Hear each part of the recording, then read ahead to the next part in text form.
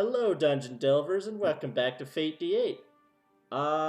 This is our first session slash episode of us playtesting the new Daggerheart system made by Critical Role and Derek T. Press.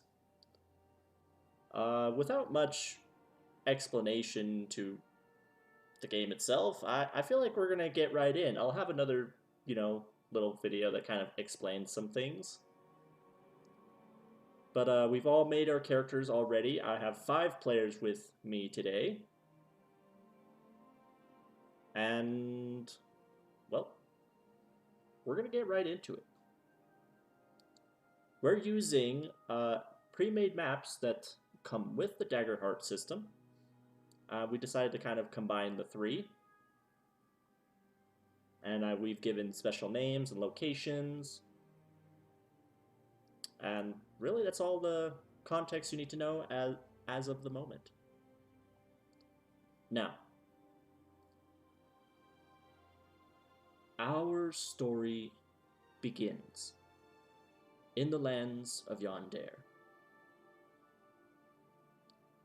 Many years after the cataclysmic event of the Weeping Sky, or the Fallen Sky, or the God's Wrath, whatever name comes to mind for any of you, for any of the folk in these lands.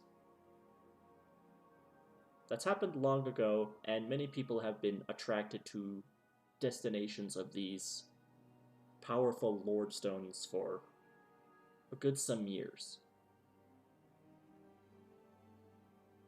Here in Yonder, a land filled with a variety of different woodlands, valleys, and mountainous regions, is home to quite a melting pot of different folk. Varying cities and cultures on practically all sides of this massive continent.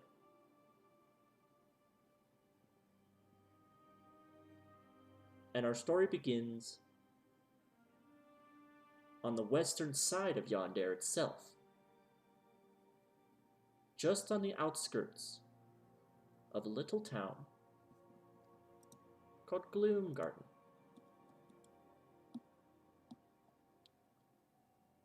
Setting out east from Shieldgarden itself, which is a much bigger city that has its own port, you set out to Gloomgarden after receiving a particular message. Not a message delivered to you all personally, but one that was sent to Shieldgarden for aid. No one taking a poor ribbit messenger seriously. You all ended up taking the job in one way or another.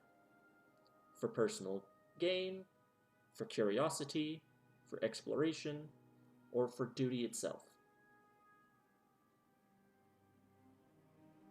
You've been together for maybe a few weeks, in however way you want to imagine you met up with the crew you are with now. You set out to Gloomgarden. After 2 days of travel, a rainstorm begins. Very light, though. It's a storm, but it's nothing too bad. And cresting over a hill that will overlook Gloomgarden, we see the first of our heroes. Who would like to describe their character first?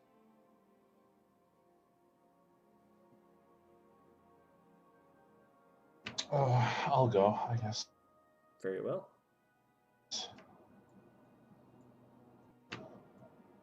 Hello, everyone. My name is Larry Antadane. I am a underborn fairy druid. That first part will probably make sense in a bit. Basically, think of me as a human butterfly, but with more bland features, and you could say I'm sort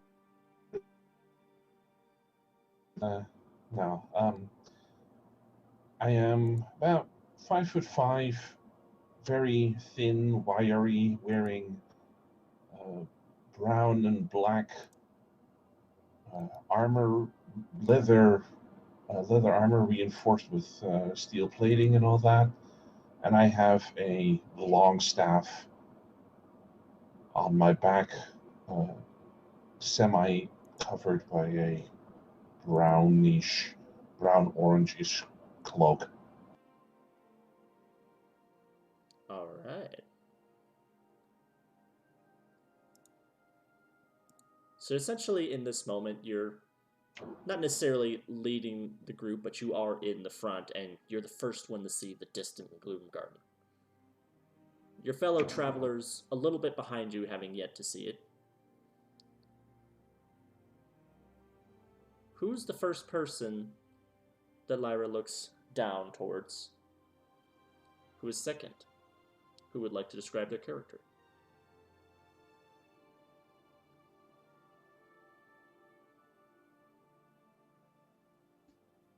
I can go. Very well. So I am Raykor. I am a Dracona. With darker scales and almost the color of obsidian at times, and you can't really tell where the armor begins and the scales stop because they seem to be one and the same. But my eyes definitely stand out. They're very bright blue, almost a cobalt, that you could swear is sparking at times. I'm pretty large. I'm somewhere between 6 and 7 feet. You would call it. We don't really measure that way, but pretty large carved figure, but quite agile. And people definitely say that they can see me coming most times when I'm walking along.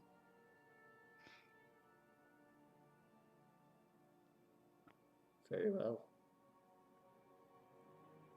And not too far behind this individual, this Raykor, who else do we see?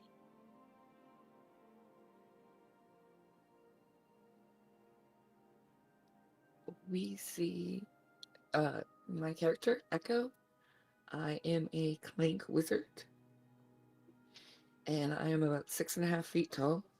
My face is very feminine looking, but my body is a genderless and is tall, thin, and looks like one of those ball-jointed dolls. I'm made out of intricate wrought iron filigree. It's cracked in places and filled in with what looks like gold. And I am hollow except for a soft blue light in my chest that kind of glows. Not noticeably if you're in the dark, but you can still tell. Especially. Oh. Did we lose Echo? She cut out? I have a dog. I'm very sorry. She's Oh, you're going good. nuts. Give me one moment. Yes, you're good. Well, we'll have Echo finish the description in a moment. Now for the next two. Geez, where do I begin? I'm Haas. I'm a seaborn, uh, purple ranger. Haas is a 5'9", very stocky build. He has almost chocolate fur with orange and almost ginger tufts of hair covering his body.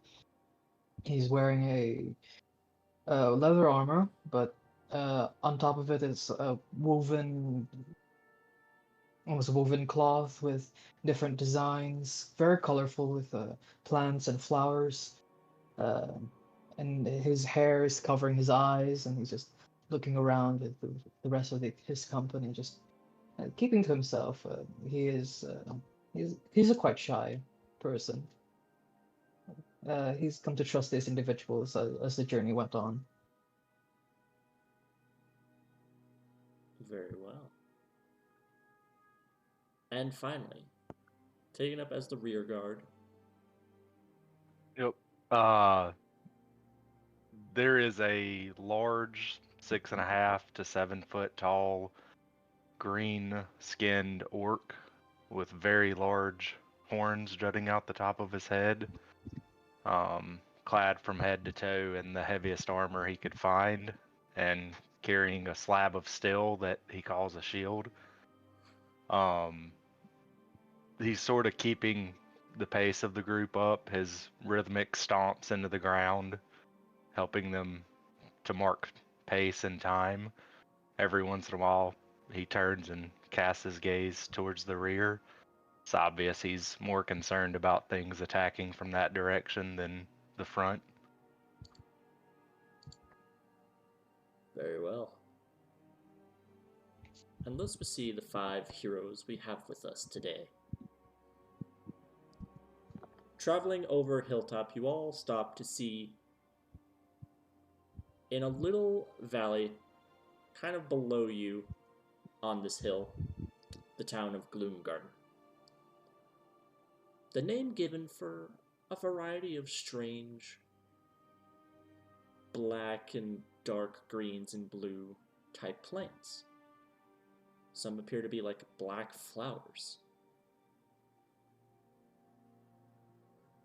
Indeed, it has the name for Gloomgarden for just all kinds of shadowy plants around here. And here is where, some interesting scholars who were investigating some sort of possible lordstone have gone missing from.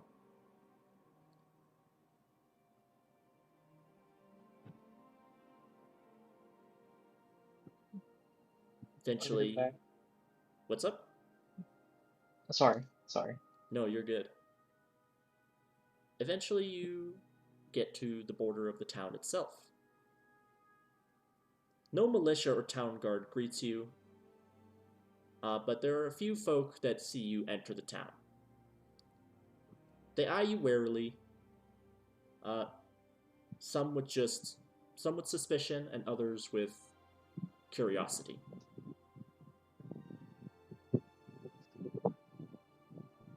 The message you received came from the mayor of the town itself. The mayor was named Gorina. You've come here to meet this Gorina, to perhaps discuss with them further about the missing scholars who went into the Herdsdale Woods, which is not too far from Gloomgarden itself. Now, it's your first time in the town. What would you like to do?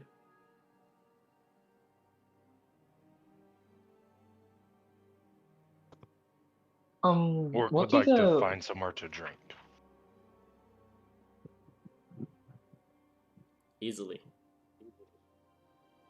You find a place that resembles a form of a bar or tavern. That's called the Black Lotus.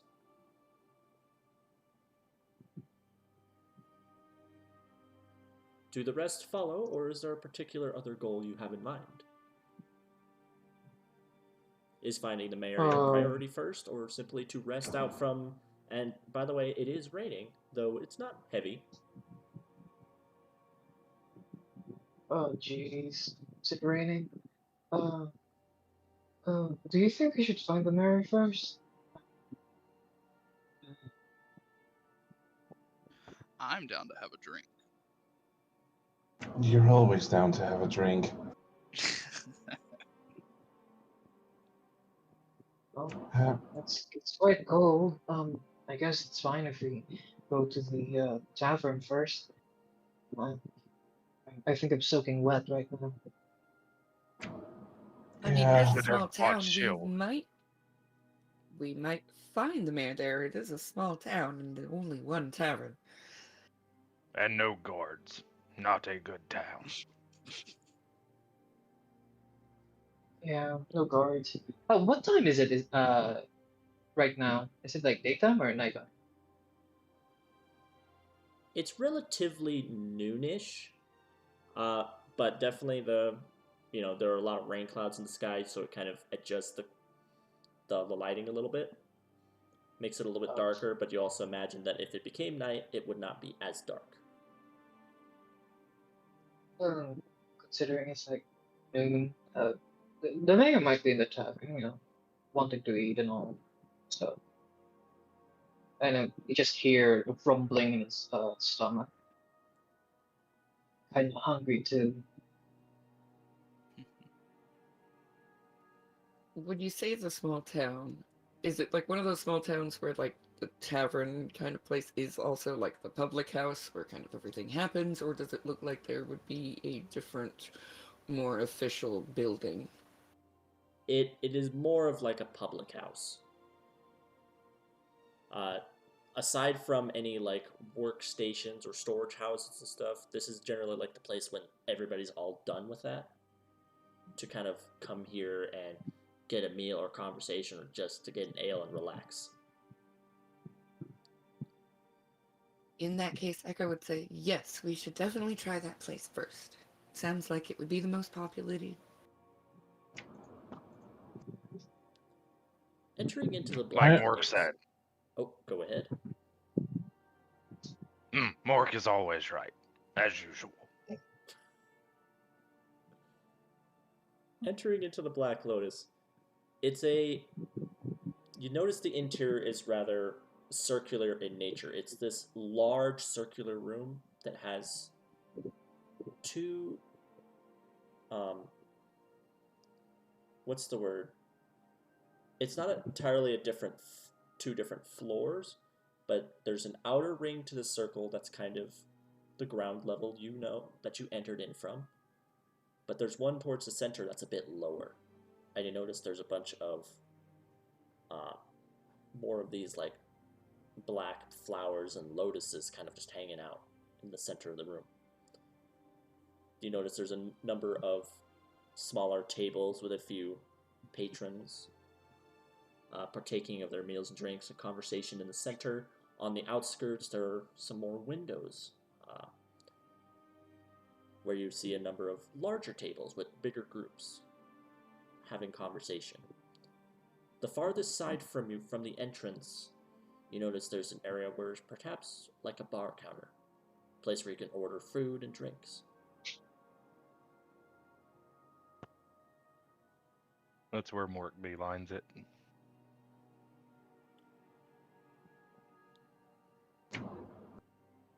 Looking to the Do bar. we see? Go ahead. Do we see anyone that would? We don't know what the mayor, or we only know his name. Do we see anyone that would probably be him? Let's make this the first roll of the game. All right, let's go. Give me an instinct roll. Okay.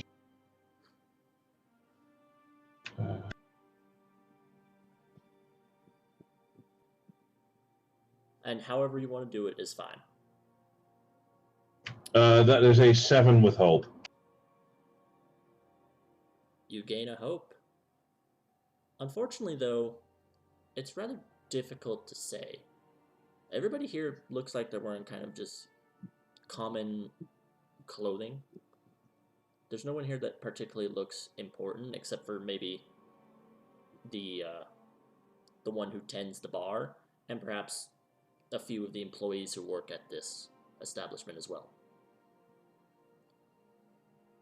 But if the mayor or someone else of importance is indeed staying here or enjoying a drink or a meal, they do not look the part.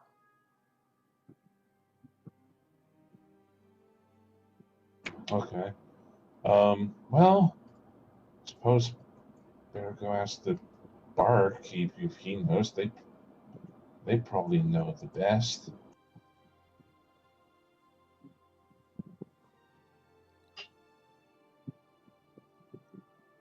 Actually, yeah, I'll go ahead. yeah, I'll walk over. No, I'll walk over to Very the well. barkeep. I imagine you're arriving just after Mork does. Mork, though, for a different interest, probably for a drink, right? Not information. Yes. What Straight. is good here? You see this rather large, large for a dwarf, fella. He's bald and he doesn't have like a stash, but he's got this really thick beard that seems to like stretch past his belt, almost touching the floor. He goes, "Oh, hello, travelers! Welcome to Gloom Garden and welcome to my Black Lotus. What can I get for you today?" What is good here? You got the Black Lotus Stein, or you got your common honey brew mead, or how about your seaside salted liquor? I've never had the first one. Let's start with that. All right, the Black Lotus Stein. It has a little bit of a kick, I should warn you. I would be insulted if it did not.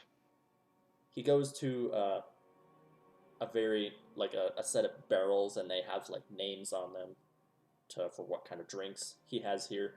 And there is one that has like the similar emblem as the tavern itself has, which is a black lotusy flower. You're not even sure what kind of plant it is. It's called a black lotus, but it doesn't really fit what a lotus normally would look like. But he fills a mug of ale. We'll say you pay him, since this system has handful of goals, single pennies are not going to be deducted in any way. He plops it down. Hey, here you are. What of the rest of you? I have stopped just inside the door because it was raining, and I am making sure to prestidigitation any mud off of my boots so that they are nice and clean before I take any further steps into the room. And then I will go and join Mork. You see there's like this human woman who seems to be cleaning some of the mud off of the other patrons, but then sees you clean your boots of the mud, and she's like, "Oh, thank you so much." Oh, Mork, no problem. Mork is You have a good day. Mork is completely oblivious to the fact that he just left giant boot-sized tracks of mud Oh yeah, he probably the entire way. he leaves the biggest mess wherever he goes. Yep. I'm following behind Echo, and you just see a big shopping mop of fur. I was going to ask any of the barmaids if they have any like warm towels I can use to dry up. Oh yes. Would you like me to fetch you one? Please, thank you. Um, what do you think is like the best food you could have here? Oh, well, we normally have just simple breakfasts. We have there are plenty of boars that reside within the Herdsdale. Sometimes our hunters bring back boar meat, and so we we make delicious bacon. We also do a lot of farming up north. Very standard, potatoes and carrots, and often put that aside the bacon or make stews with it. I'm afraid we don't have much in the. I'm afraid more of our drinks are more of the tavern's specialty, but we do what we can to make the food taste as good as it can. That's quite fine. I'll have a stew, thank you. A stew. And I'll just join Echo and Mork on the It's like in the bar area. Very well. I will prepare a meal stew for you, and I will get you that towel.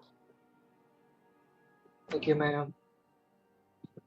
She does a short bow to both Haas and Echo and walks off. Meeting the rest of the group, I imagine Raykor you also follow, or is there something else you are doing, perhaps? Up to this point, I've been by the door, sort of just surveying everyone inside, trying to feel out the place. But seeing Echo carefully cleaning off the mud and such, and how it pleased the person keeping the bar clean, I followed suit and followed inside. Very well.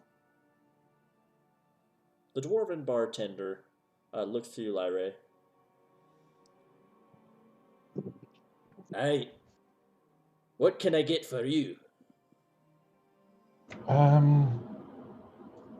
Well, before anything to drink, do you happen to know if the mayor is around? Or, Oh, right, you have business with the mayor? well, it's kind of the reason why we're here, yeah. Well, she's over there. Points over to a distant table, sipping something that could be one of the drinks they serve here, or perhaps it's something else.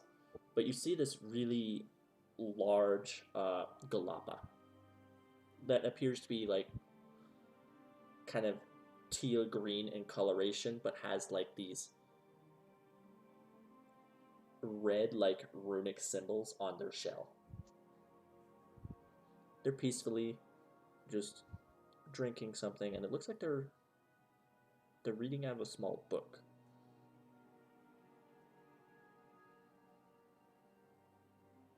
I'll look over to Mork and then Echo and Hosh when they come.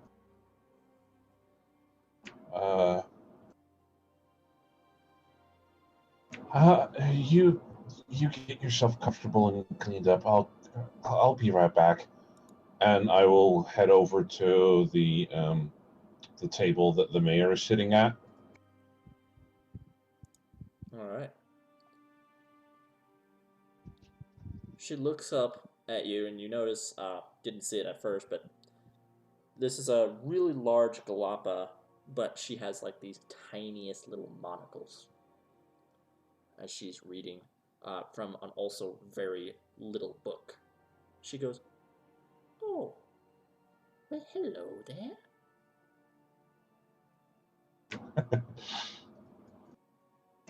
uh, what was the name we were given again?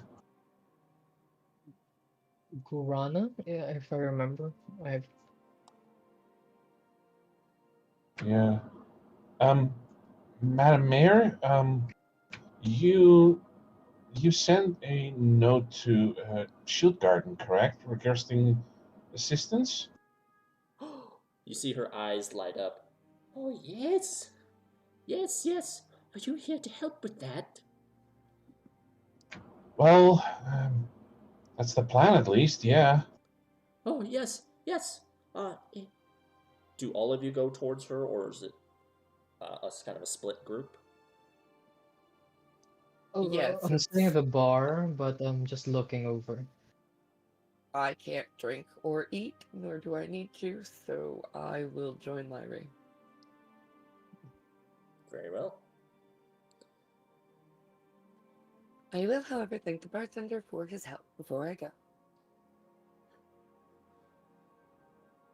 Oh, I am also nearby. I was going to get a drink, but this interaction caught my eye.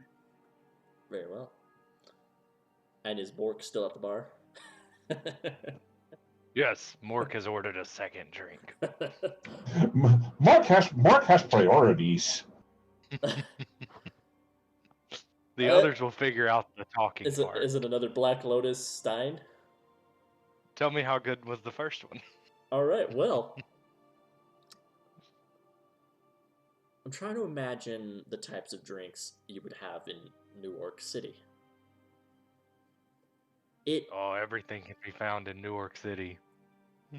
It's almost like, okay, when they say pick your poison, it's almost literal. But it's a weird kind of poison. It's not meant to kill you or harm you, but it is meant to like break down your body to then make you feel really good after a while.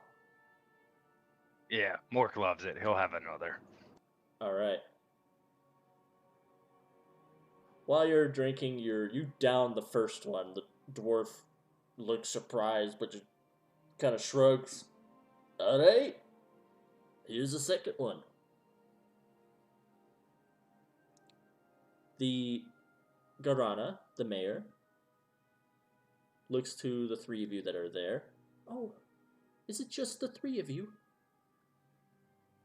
No, let's say our orc companion has different priorities,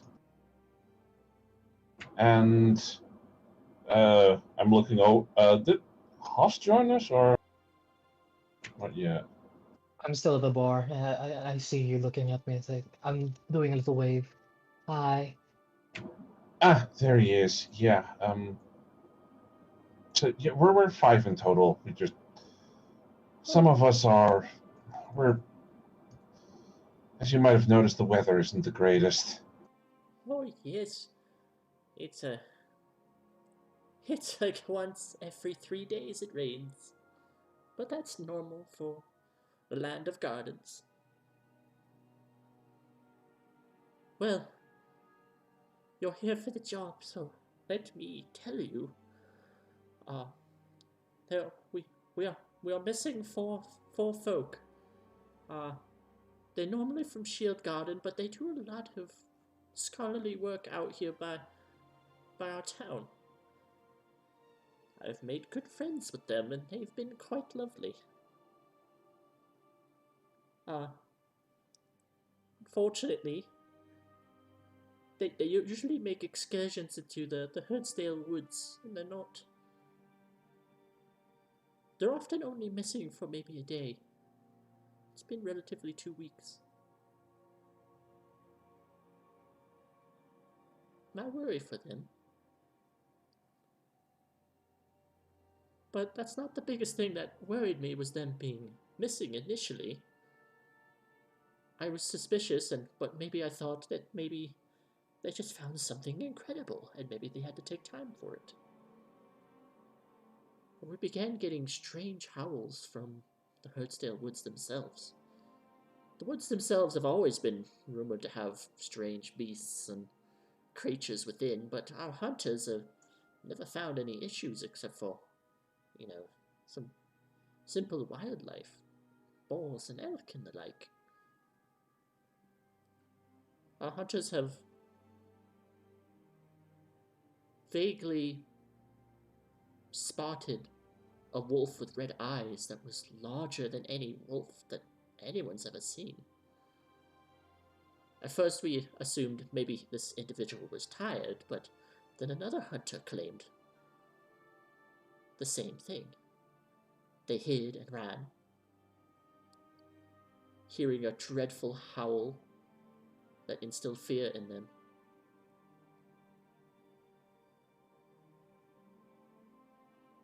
And when those heard the howl, the hunters explained that it felt like the woods themselves were a little less inviting, if that makes sense. Guess it doesn't. But with that, and my friends, there are 4 in number of the scholars. I now fear for their lives.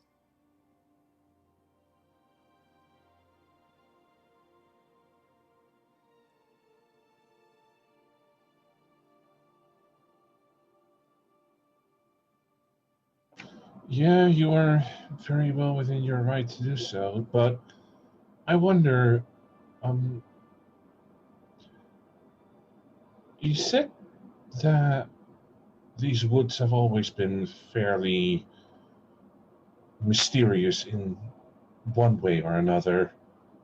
Um, is there, you don't happen to have any local legends or some that would apply in this case, right?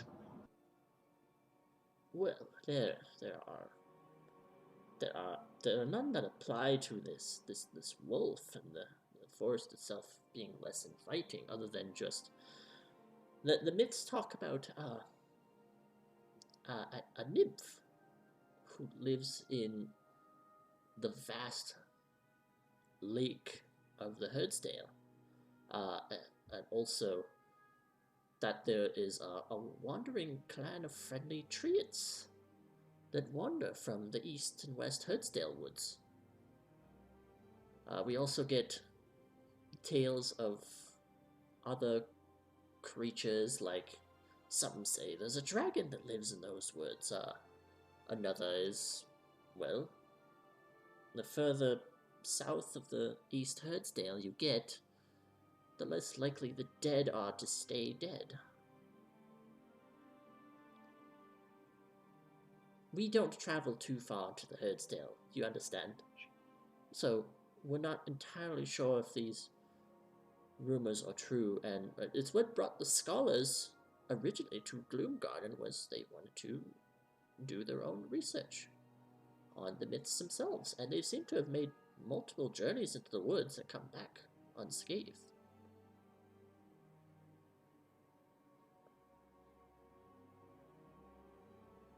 Yes. Do you know if they found anything in those journeys, or?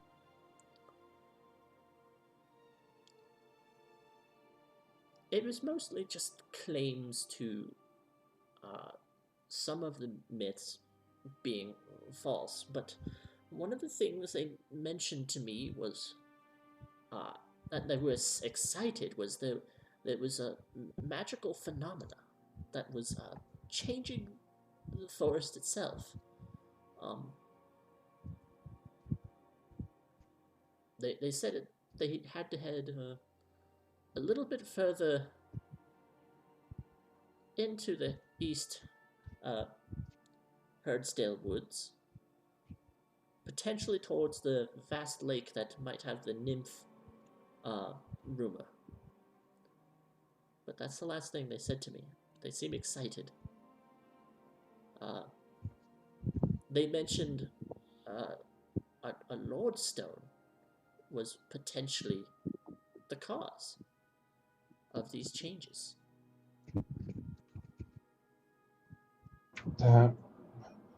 From my all these tales about like treants and like, are these I wouldn't say relevant, but are these, by my knowledge, common in these realms?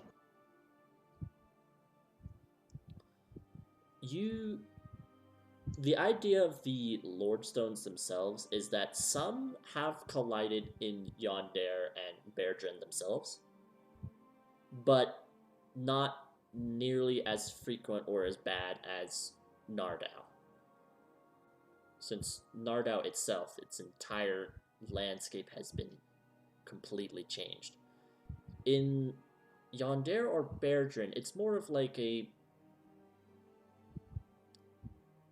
if there is one, it's either in a very isolated location, or it's too small, or maybe it fractured on impact and no one finds any remains. So it's not common that a Lordstone can be found, especially in Yonder.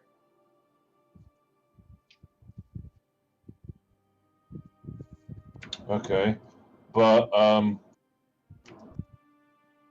like the tale of like treants and all that, something that I do know, or? Depends. Give me a knowledge roll.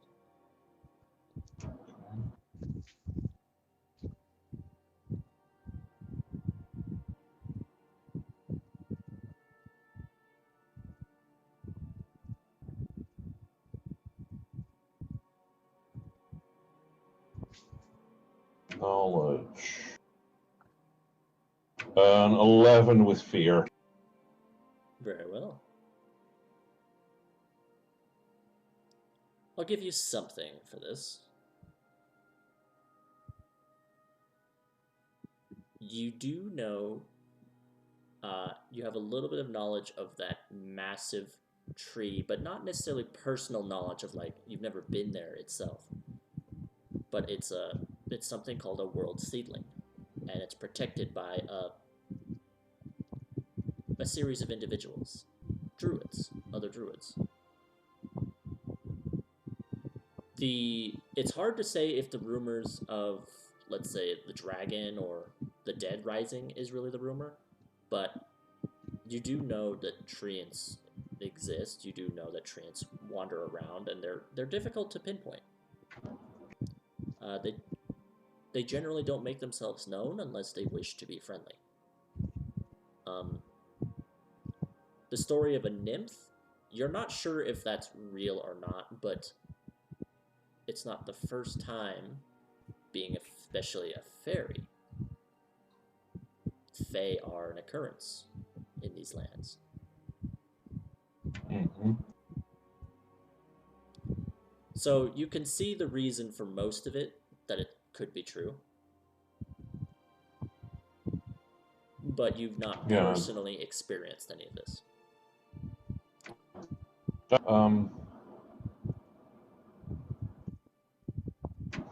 Okay.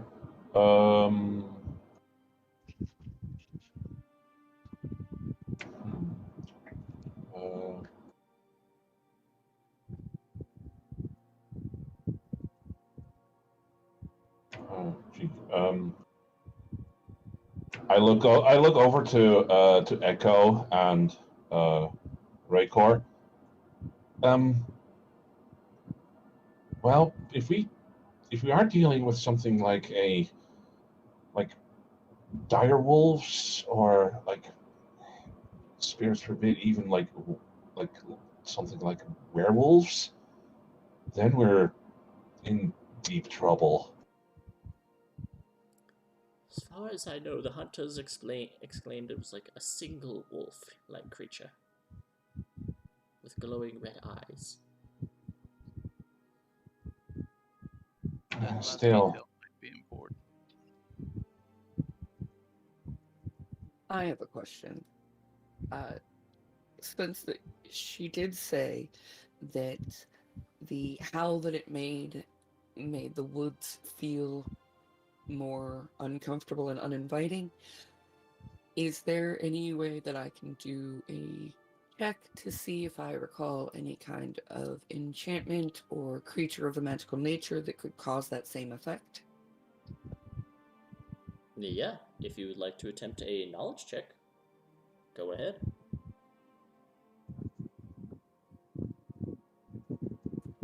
Okay.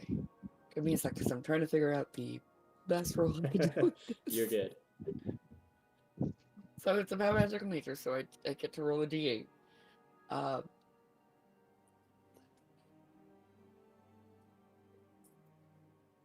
If I mark a stress instead of spending a hope to use an experience roll, which I do have the researcher experience, one, can I use that experience? And two, would I would then be able to double the modifier? Oh. Wait, you can which spend would be +4. stress on your experience instead of hope? Yeah, under School of Knowledge, I have Adept. Oh, it says you may mark a stress instead of spending a hope to use an experience. And if you do, the experience modifier is then doubled. Yes, you may. For researcher, okay. So you're looking up the potential type of magic or enchantment or effect that would have this effect, right? So yeah, I'd say you can apply. I'm trying to find out if I know anything, that does any kind of similar. Give me a sec to do this. All good. This is our first experience use in the game.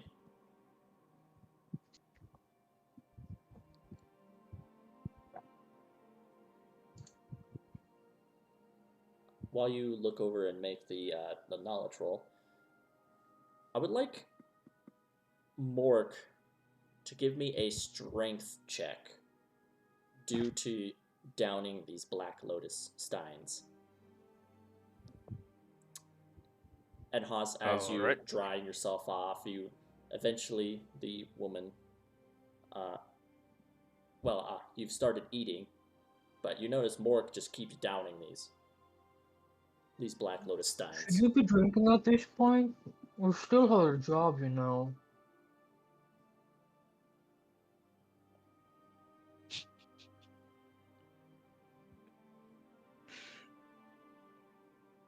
"15 with hope." You do not go down. You are still up. All right. Well, Echo. It was with fear, but you have succeeded. So yeah, it'd be with the D8 for the magic. It'd be 16 plus 8, so it'd be, what was that, like 24? 24, that's pretty with good. fear. It is with fear, but it is still a success. So, how much do you think... Because of how high you rolled, how much do you think... This is the first question I want to ask. How much do you think Echo knows about Lord Stones? Does she know very little? Or does she have a little bit more of a expanded knowledge?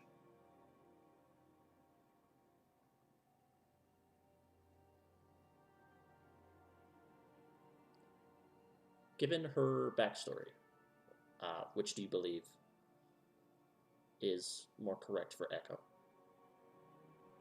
I think that depends on what kind of early things were found out about them, because I feel like when she was around originally, it was still kind of a new thing as far as learning what the Lordstones could do and things like that. Like, there was no floating city or anything as far as that goes. And since she's been back awake, she's certainly been trying to catch up and learn more about what the world is now. Very well. So we're going into... But that depends on... Yeah, no, go ahead. Depends on... where she's been and what access to information she's had, as far as that goes. Well, we'll say the nature of a type of magic you're looking into, you may have had prior knowledge and reading into before. Due to how much time you had to learn about Lordstones, you probably don't know as much about them. But the way she's describing it, the way the hunters describe it, the way the magic seems to have an effect on the forest, making it less inviting, there might be a type of very heavy influence of enchantment magic going on with this wolf, instilling possibly dread, not into the hearts of those who see it, but also into the woods around it. Whether it's the wolf itself, the wolf also could be a figment of the dread magic showing itself. But if it has not been happening that recent, if you're piecing together kind of these scholars had recently discovered like a Lordstone, that there was a magical presence, there's also a possibility that dread, kind of dread magic, and this magical essence they were detecting might be one and the same. But it's also a weird coincidence that it's not something that, if it is a Lordstone, it would have crashed long ago, but only now is making changes. And there's some base knowledge that Lordstones tend to vastly change the landscapes and the creatures around them, for good or for ill. Some claim the Lordstones have created bountiful harvests and lush lands. Others say it creates lands of danger, hazards, and devastation. it's different around every Lordstone. And obviously, the larger they are, the more impact they have. So if this is a Lordstone doing it, then why is it only doing it now and not Exactly. however many thousands of years ago it happened? Are you saying this out loud, or? Yes. It would probably have been the sky falling. You probably would have updated the knowledge and learned that it was probably like 200, 300 years ago, give or take. Ah, got it. Okay. It didn't happen all in just one day. It was kind of a series. Maybe this is just a. I have no idea if this is actually possible, but maybe when they came there, maybe it like activated.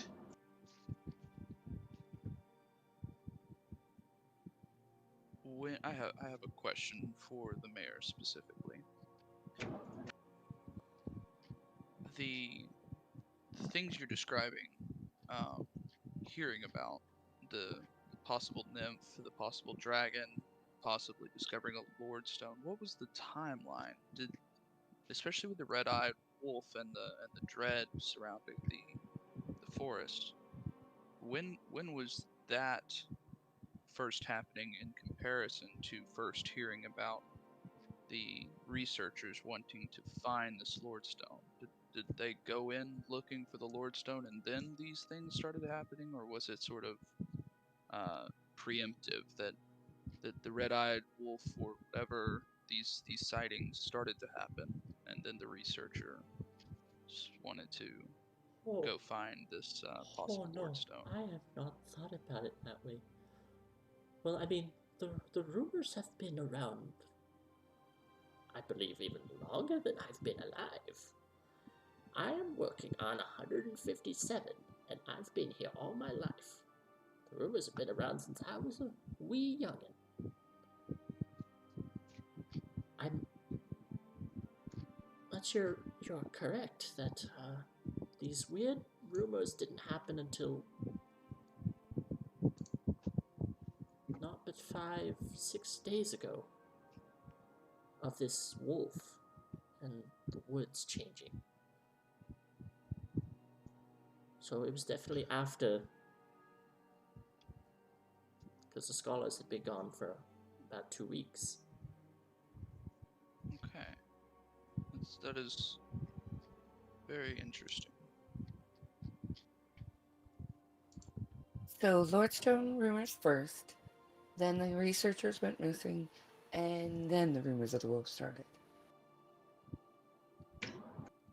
Call me Yes. crazy, but to me, this sounds just like the forest is trying, basically telling people to stay away.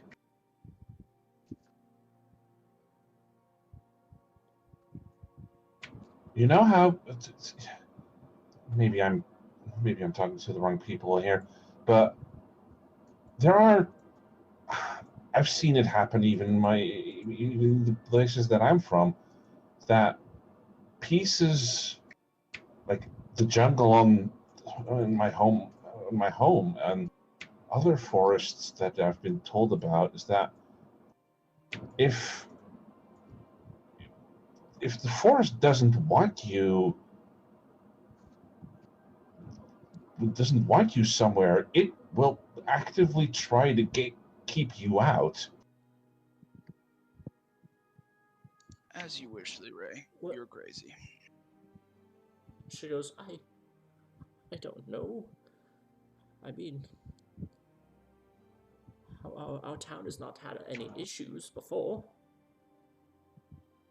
Well, your town hasn't ever tried to find what's inside the woods, right?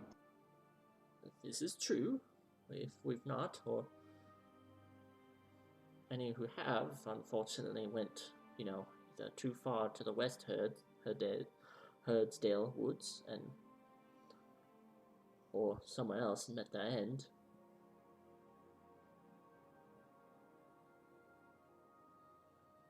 But wouldn't that dread feeling around our hunters have arrived then?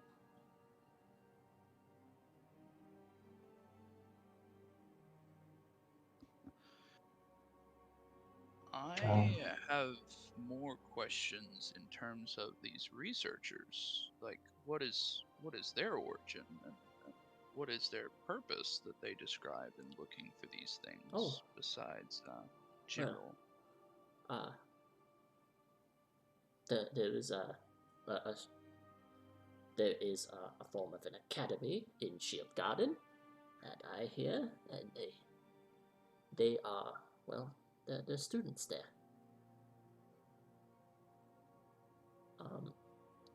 They were so excited to come to Gloom Garden and learn and record information. You know, the simple scholars, they're not really. But I don't really know why they were here other than just to prove what was real and what wasn't. And they were excited when they came to Gloom Garden.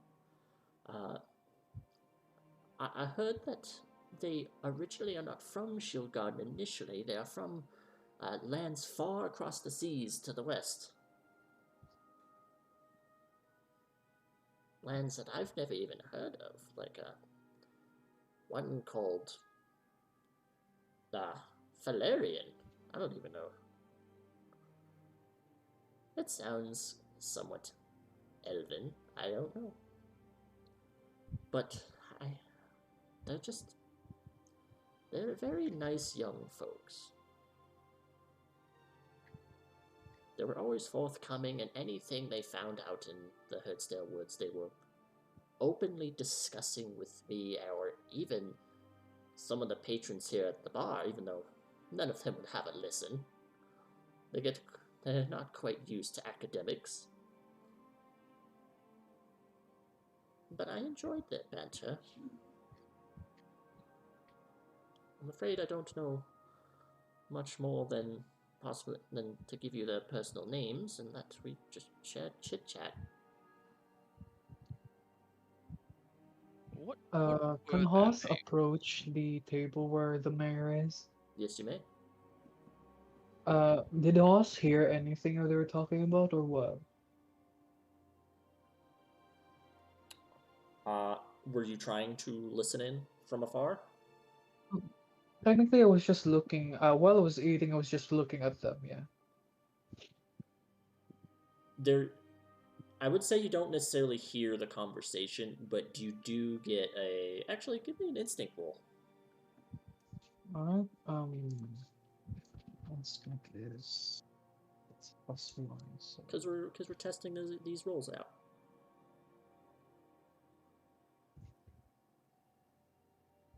that's a 21 with hope. The left is Yep, yeah, the 21 left with is hope. Ah, no, it's 22 with hope. Sorry, it's a +1. Oh, 22 with hope. Yeah. You get a good chunk of the information. I don't think you really, if you miss anything, it's small words, but you get the general gist of the information. And initially, you were picking up like it was a serious conversation, so that's when you began to listen in. All while Mork, drinks himself into a stupor. Mork, are you on your third drink? No, Mork is eating now. Oh, Mork is and eating. also, All right. we'll drink the third one after that. Okay. The dwarf's like, alright. So I say this drink is free if you take it without going down. I will always take that deal. what's the difficulty class now if he takes his third drink? Don't know. But it does escalate. So go ahead, Mork. Go ahead and roll a strength check. I would like to use one of my experiences. Okay, which It experience? is simply named This is the Way. You know what? Yeah, sure. Why not? I'll allow you to use. I allow you to use. I can't talk. I'll allow you to use that. 15 with fear. 15 with fear.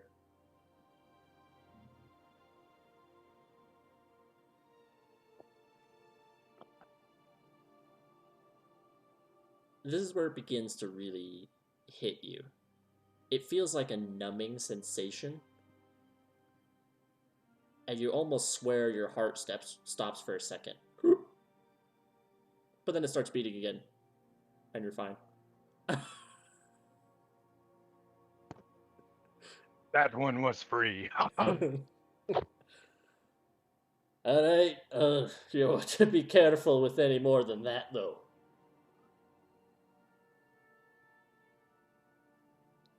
And Haas, you move towards the table. Yeah. With the mayor and the rest of them. I was going to ask. So we're trying to find your compatriots then, madam. That is why I sent for help.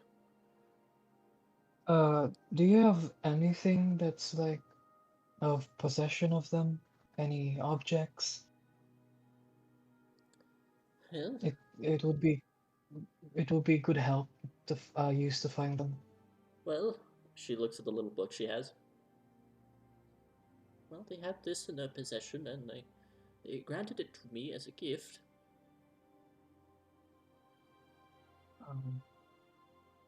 By the I way, could use that. By the way, who's tallest I'm a among you? tracker.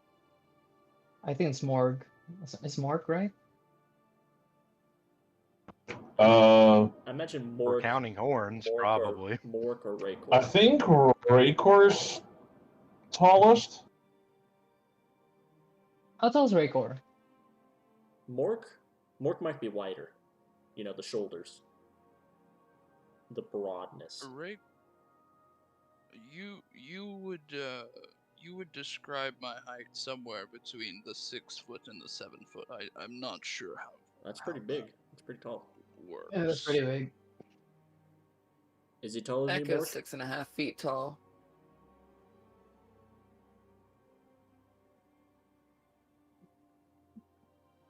Leary's the shortest then.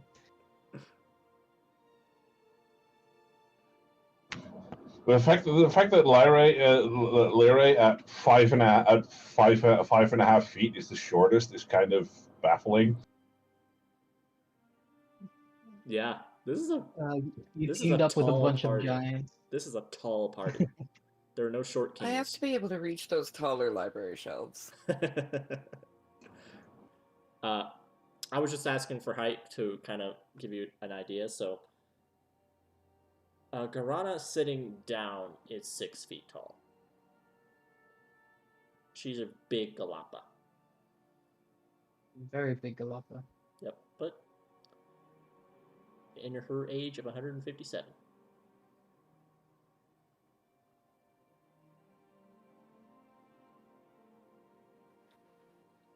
Obviously, going in after the scholars is what we're here for, and therefore pretty non-negotiable. So I think whatever is causing what's going on in there is something we're gonna find out.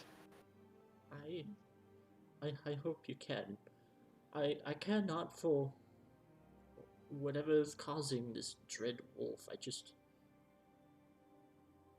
want to hope. I just want to see if my friends are okay.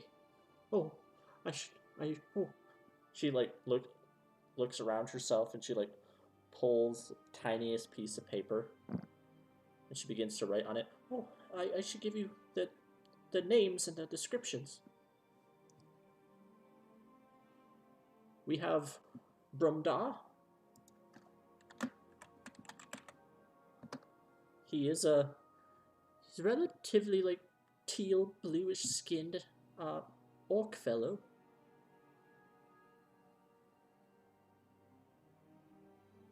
We have Terrail. I'll just put all the names down actually. Terrail, Yenda, And Hersia. Brumdar is an orcish fellow with bluish skin. Terrail is a young elven woman with really long blonde hair. It's perhaps a little too long. It could get caught on a lot of things. Yenda is a female Qatari. She, you tell she kind of has that tiger look to her.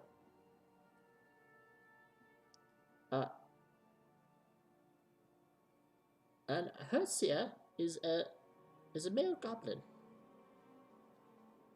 He has no hair. He is bald, but he always has a toothy grin on his face that just warms your heart when you see it. And madam, oh, who gave you that book of yours? Yenda did. Yanda? May I borrow it for the journey ahead? I'll use it to find Yanda. She looks at it, and it looks like there's a little bit of hesitance to hand over a gift she was given, but then she nods her head. To find my friends. Here you are. I'm handling it gently, and I'm putting it in my on a pocket inside my vest. Should we head out then? You just dried up. You want to go back into the rain? Is it still raining? It is. Ooh. I have yet to get my drink, so I think I will be stopping by the bar at least before we head out. Indeed. I also, maybe not for drink, but I would definitely like some food in me first. The And food's honestly, good, by the way. No, they really know how to use their vegetables.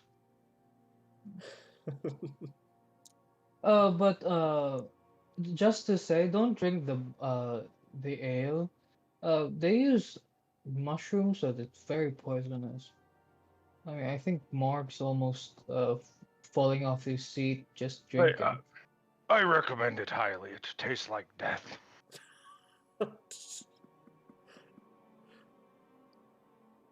I mean, I think since the day is already No, go ahead. I think since the day is already half gone, we'd be better off starting early in the morning so we can get through the forest with as much light as possible. I would agree. I would agree with that. Yes. Now, an interesting point of order. It is a tavern, but it's not necessarily an inn. Oh. So we'll have to find other places to rest then. Does it We look could like go out the now. rain is gonna subside in like in an hour or so? Give me a instinct roll. Man.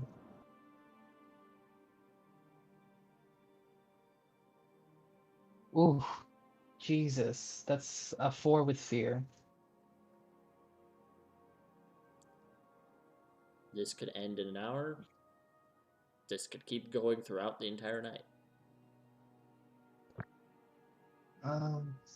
Doesn't look like it's weakening or subsiding in any way. Do you think How thick is the forest outside? Like, does daylight actually make a difference, or is it? So there's Like there's only a little bit of like woodlands around you. You're not actually at the border of the Hertzdale Woods themselves yet. It's a little bit. It's a little bit of you wouldn't even need to ask anybody. Based on the map, it's a little bit of like half a day's trek to actually officially reach the Hertzdale Woods. We should leave now. Get to the woods.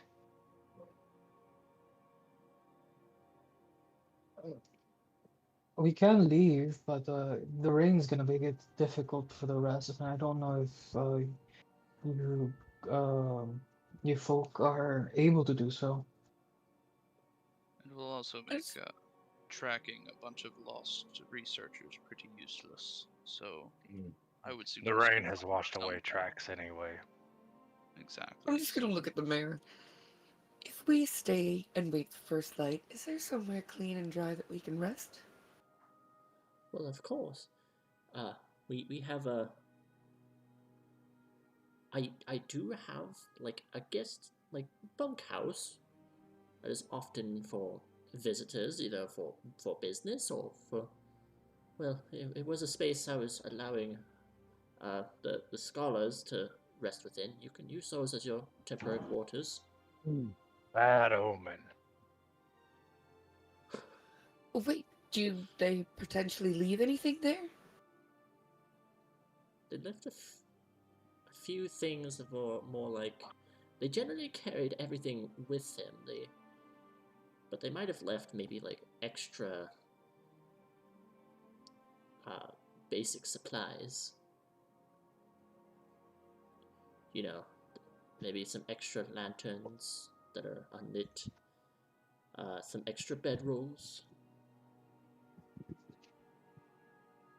But they generally carried everything else with them because, well, their research. That's fair. It might still be worth looking at anyway, just to see if there's anything we can find out. Very well. I can show you too the guest bunkhouse if you'd like. You see, Yeah, sure. Garana pulls out. It looks like a little umbrella, and it is. She opens it up. It just goes over her head. Mork whispers, bends down and whispers to Echo, "We should not sleep where the dead people have slept. Bad omen." They're not. Wait, oh wait, I didn't hear that. Never mind. We don't know yet if they're dead. They And don't you're know right, how we to probably fight. shouldn't sleep there. Of course they're dead. They don't know how to fight. Raycor, you order the drink. The dwarf's like, wonder if you got the stomach like that one has it. He gives you the Black Lotus Stein. Before Mork leaves, he fills up his canteen or water skin or whatever he has with at least one more. At least one He doesn't more. drink it immediately, but he's Okay. taking it to go. Sounds good. Yeah. He's like, He's Alright. he's daggering it. Don't drink this too fast. He's now enjoying himself. He's like chuckling, but he's also like on the verge of like, ooh, is this guy gonna be okay? Am I liable for his death if he dies? Yeah, exactly. It's like, I mean, you've proved him wrong. Most people take one or two, and that's it. You've went 3, and we're okay. If you go down, his insurance is gonna skyrocket.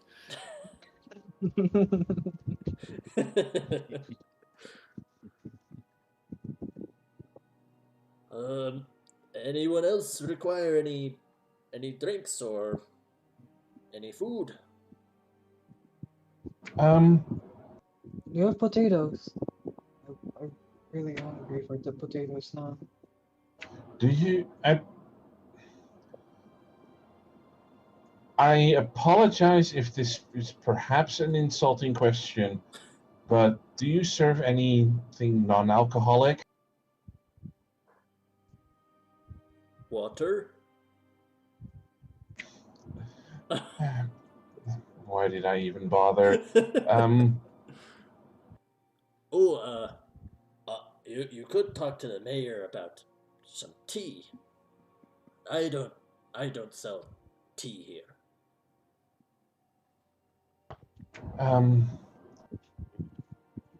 If you want water, you could go outside and open your mouth. Thank you, Mark. That's.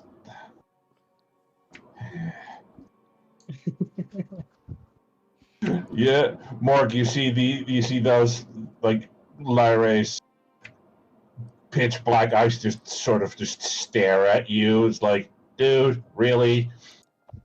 Mork shakes his head, nods his head. Mork has been helpful, and he wanders off.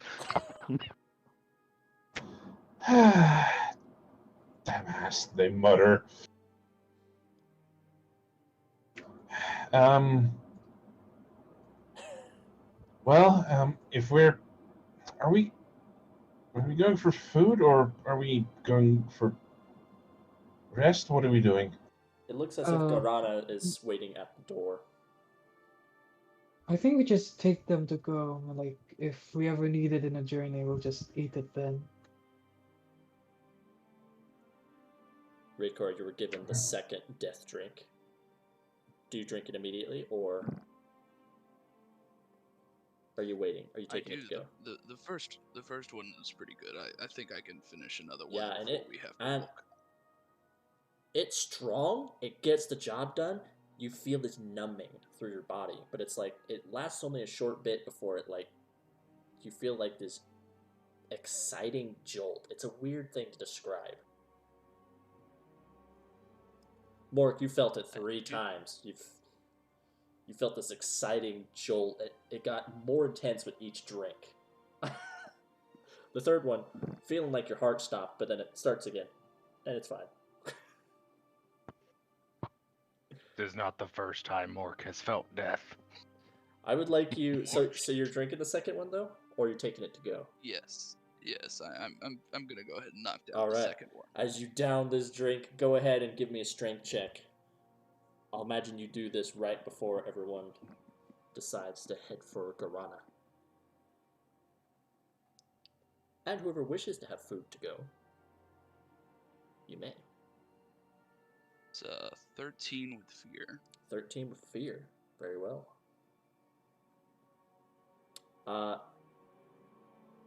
Well, that makes the difficulty I set, because you're only on your second drink.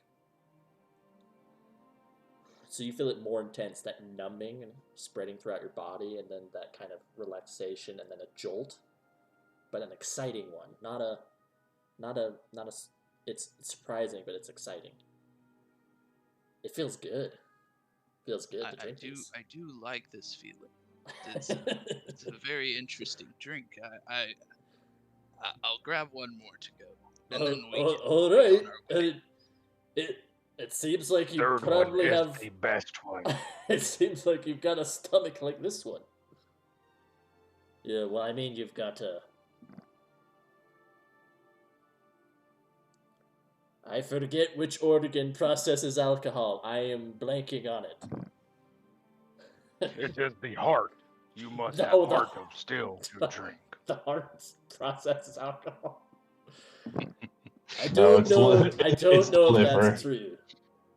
Liver. Yes, that's right. The heart is the most important part of body. The heart is way the most more important part than brain. Well, you are the living embodiment of that, yeah.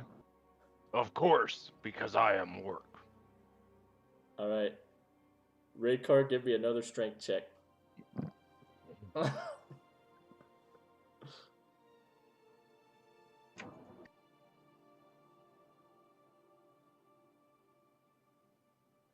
$16 with fear. You do succeed. You feel this, because it was fear though, similar to Morg. You feel it hit your heart briefly.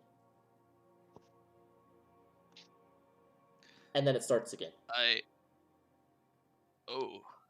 That was different that time.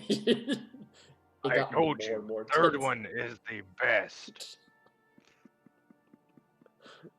I don't know if that's how I would describe it, but it was definitely a different experience. All right, no one passed out. Or died. Thankfully. God, could you imagine? That would have been awkward. Either way, it's a giant sleeping something in the middle of the tavern. Oh, great. How We're are we here going to with carry our- this one back? We're here with our party of 5, but party of 4. Potentially party of 3. How'd you lose your other 2? Oh, Black Lotus Steins. Alcohol poisoning. Liver failure. Literal poison in alcohol. You mean heart failure. Heart failure. Oh.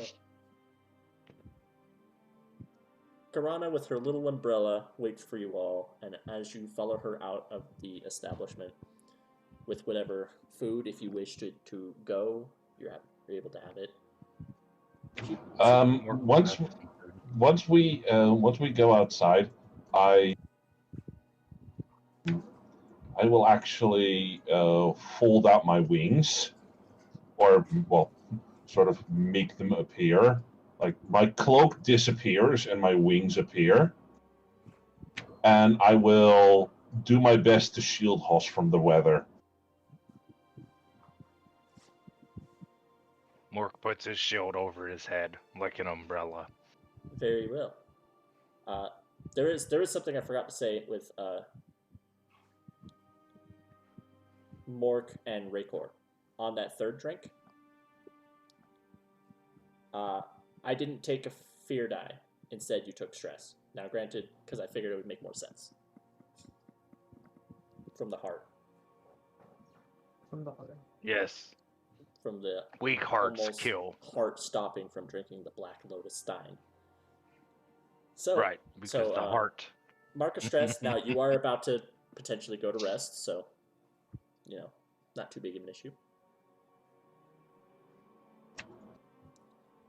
Garana walks with you in the rain, and she's a little slower, You definitely have to be with her pace. She leaves big footprints in kind of a muddied earth in the town. And there's a number of individuals that look at you suspiciously, but they see that the mayor's with you, and they pay no mind. Aside from that, more curiosity now. She slowly walks up a series of stairs. I can't talk for some reason. Walk up a series of stairs that go up this little hill at the edge of town, and you can see there's a relatively simple house, though it looks a little bit nicer than the rest in the town. But next to it is another structure, and she points to it. That is the guest, our bunkhouse. It is yours for the night, or yours for as long as you need it.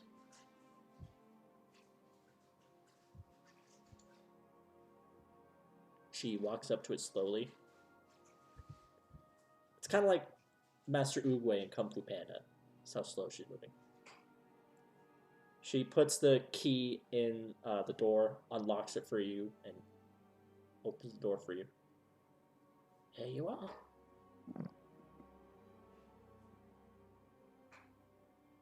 I will give one of you the key. Who wants it? And she shakes her hand, looking over the 5 of you. I'll take it. Here you are. In case you need to lock the door while you're inside, but I would appreciate that before you leave, you return the key to me. But of course, ma'am. Thank you. Now, rest well. I believe I need to rest my old bones now. You, well, I can't promise that I'll wake up if you knock on my door. I'm a rather deep sleeper.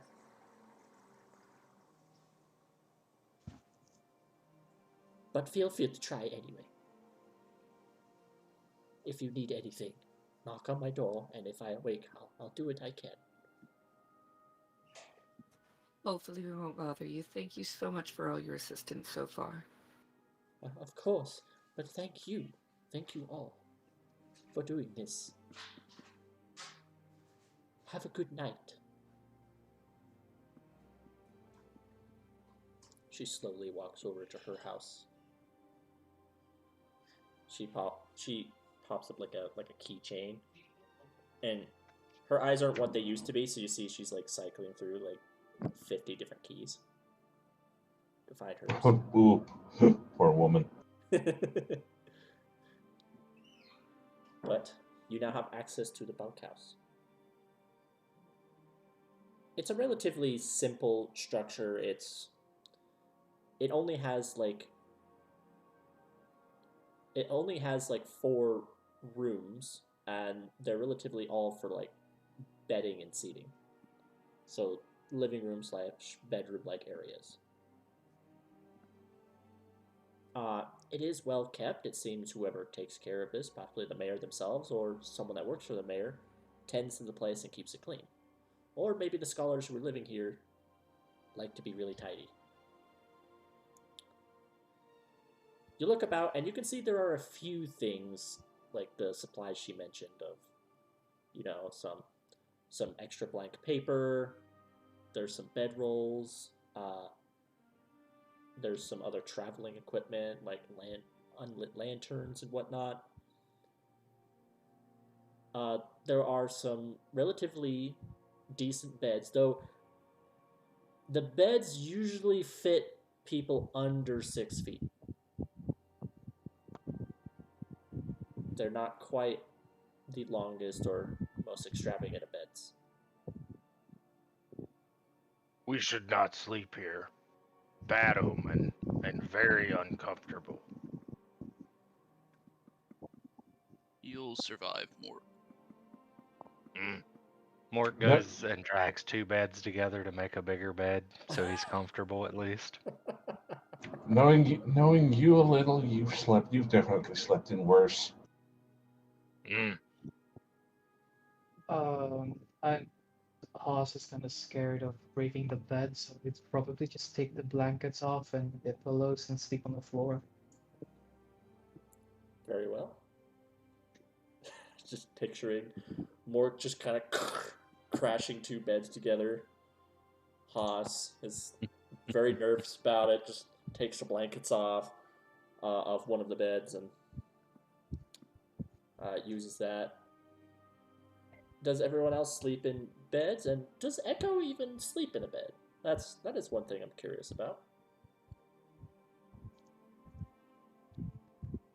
What is Echo's state of rest? She doesn't need to sleep in a bed. She's gonna avoid that be used by anybody else. She is gonna check the room. I want to see if there is anything that looked like it might have slipped out of a pocket somewhere and gone like under one of the beds, under, if there's a desk or a table, anything, or is it really just looks like it has been scrubbed clean? Oh yeah, on that note as well, I would like to prepare for the journey ahead. The scanning the book that the mayor gave me, seeing any signs of clues or anything. Very well. All right. Sorry, just clicking through some stuff here.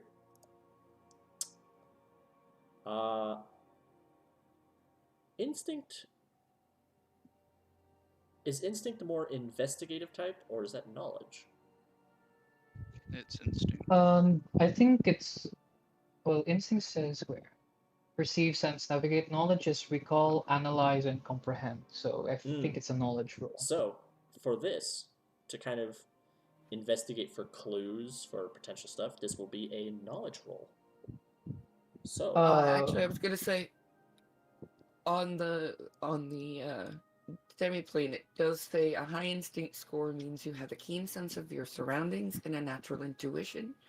You roll with instinct to sense danger, notice details in the world around you, or track an elusive foe. Oh, I think Echo's gonna be rolling instinct. I'll be rolling knowledge. Yes. Okay. I'll say either way. Yep. Considering that me and Echo are the ones, like, are you like preparing Echo? I'm just trying to search the room for right now. Because because in the downtime section, it's like if we're like preparing, we could take 2 hope each. So Oh, yeah, I can do that. I could try and look at all the things that may have been left behind by them and try and get a sense of who it is we're looking for and if they left anything behind and kind of prepare to Illiterate. try and find these people. Double ones, but that is indeed a critical success. Go ahead, Echo, and make a roll if you'd like, just for the heck of it.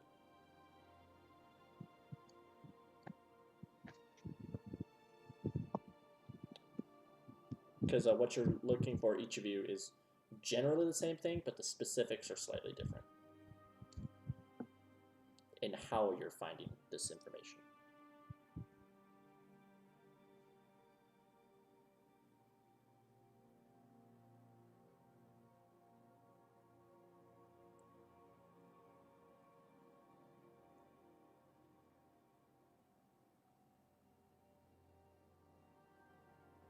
Sorry, I was just looking to see if I add anything to it. So it's You're just good. regular. It was just quiet there for a second. I was thinking, did I cut out?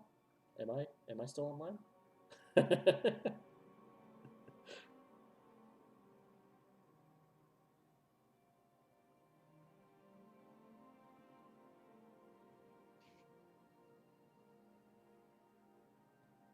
So 18 with fear. We are giving you way too much fear. Ooh, but I got a 7, which is my number for strange patterns. So I get to take a hope. I would be at 6 times have rolls been made with fear, but 2 of them didn't count because I had the drinkers take stress instead because it made more sense. In your case, it will be a fear. Yes, but I do still get a hope as well because I have, as a wizard, strange patterns. Oh, and you rolled one of the, And so, you know, the number? Yeah, I picked 7 before anything got started, and anytime I roll a number on the duality die, either one, I can gain a hope or clear a stress. And actually, I took a stress earlier, so I will clear that stress that I took earlier to get the extra roll. I'm sorry about the dog. Oh, you're good. All right, so you're gonna reduce your stress because you got a 7 there. Awesome. Freaking love wizards, but I'm biased. I love rangers and wizards no matter what game it is. All right. So, Echo, you told me you're looking for something that may have fallen out of their pockets, something they've left behind of importance, right? That's what you're looking for. Haas, Yeah, what did you even say? if it's just like a scribble on a piece of paper that got lodged under a bed somewhere. Sounds good. Haas, what did you say specifically you were looking for? Scanning the book that the mayor gave me. Any clues Okay. to their personalities or anything? Anything I could use to track them, basically. That is a critical success, but you learn stuff about them, I'll say, but you're not necessarily going to learn where they'll be. As this book itself is actually it's like an abridged tutorial to learning particular languages. It is actually to learn Draconic. Ooh. Can I sense if this book had been with them during their journeys before they gave it to the mayor? There looks like there's been some wear with time on it. If they've been gone for 2 weeks or so, you don't know how long they've been in Gloomguard, but it sounds like they haven't been there too long. So, studying the book, it appears it has seen its use outside of Garana, who was gifted it. Okay. That helps. Thank you. And given that they're scholars, it probably was one of the books that they kept with them. Perhaps they've already learned as much as they can about Draconic language, and perhaps didn't need it anymore. And Garana, being the friendly old mayor that she is, they probably befriended her and gave her the little booklet, maybe because she was curious about learning another language. Draconic, Mm-hmm. right? It is Is Draconic. Rigor still sleeping, or is Rigor sleeping, or is he like, what's he doing right now? I've been taking inventory of the belongings that they left lying around, other than what Echo is searching for. Just trying to see what all they left behind. Uh, Rigor, you speak Draconic, right? Yes, I do. Do you, where do dragons live mostly? As far as dragons themselves are my knowledge to that fact, and my clan's knowledge is a little bit more sparse, even though we speak the language and it has been passed down in tradition. Their resting places is not as clear to us outside of rumors, where some might be. There are rumored locations across several continents, but I could not tell you a specific place to find a dragon. Uh, uh, do your people still speak Draconic, or do you just speak Common? We speak common, but also draconic. It is passed down traditionally uh, because of our religion and our beliefs. Um, are how many? Is there still many Dragonborns outside? I haven't much heard of your people that much. They're more few and far between, definitely. Uh, Especially of my clan. There are Dracona that are not of my clan that are more common, but specifically of my clan, they're pretty scarce. We don't really have much but our history left, as far as our civilization goes. Could you take a look at this book? I think it's Draconic. Sure, I'll take a look into it.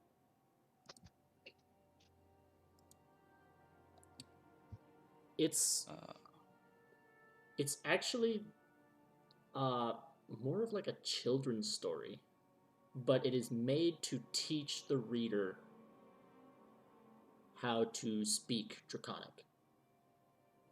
It's full of old, like, in a Draconic language, like old nursery rhymes and such. Uh, there's a lot of mention of green Draconic stuff. So, like, green dragons or Draconin or something. It's referring to it refers a lot to a place called the Jade Woodlands, which is far to the west across the seas. But for the most part, there's nothing too much that's like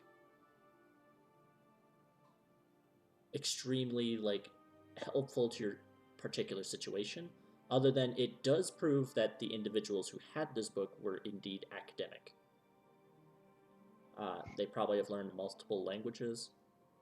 Um, and it's really just it's a it's a kid's storybook, but for learning Draconic for the new readers. in this book, are there no footnotes or markings of any kind of the from the people that were learning. You get a sense that a lot of the important paperwork may have been held with them on their trip to possibly take notes.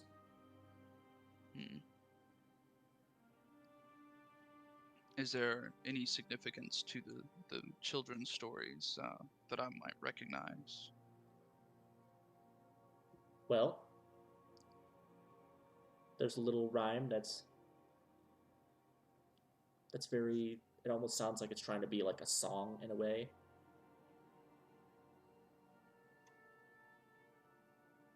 Bow before the green dragon before it takes you down. You know, it's, but there's something with that. It's bow before the green dragon. And you get a sense that it's possibly like adding Haas's natural 20, as Raycor is probably telling you some of this, you're probably getting some of this analogy as well, that green dragons, and probably a number of dragons, are to be treated with respect.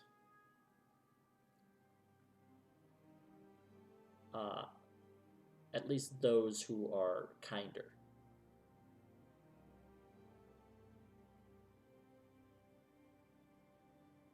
Okay. And in this world, there are all kinds of dragons, but they all have varying shapes and sizes depending on what kind of dragon they are. Dragons in this world also do not belong either heavily towards evil or good. It's just like other mortals, it is based on their own whims, whether they are evil or good.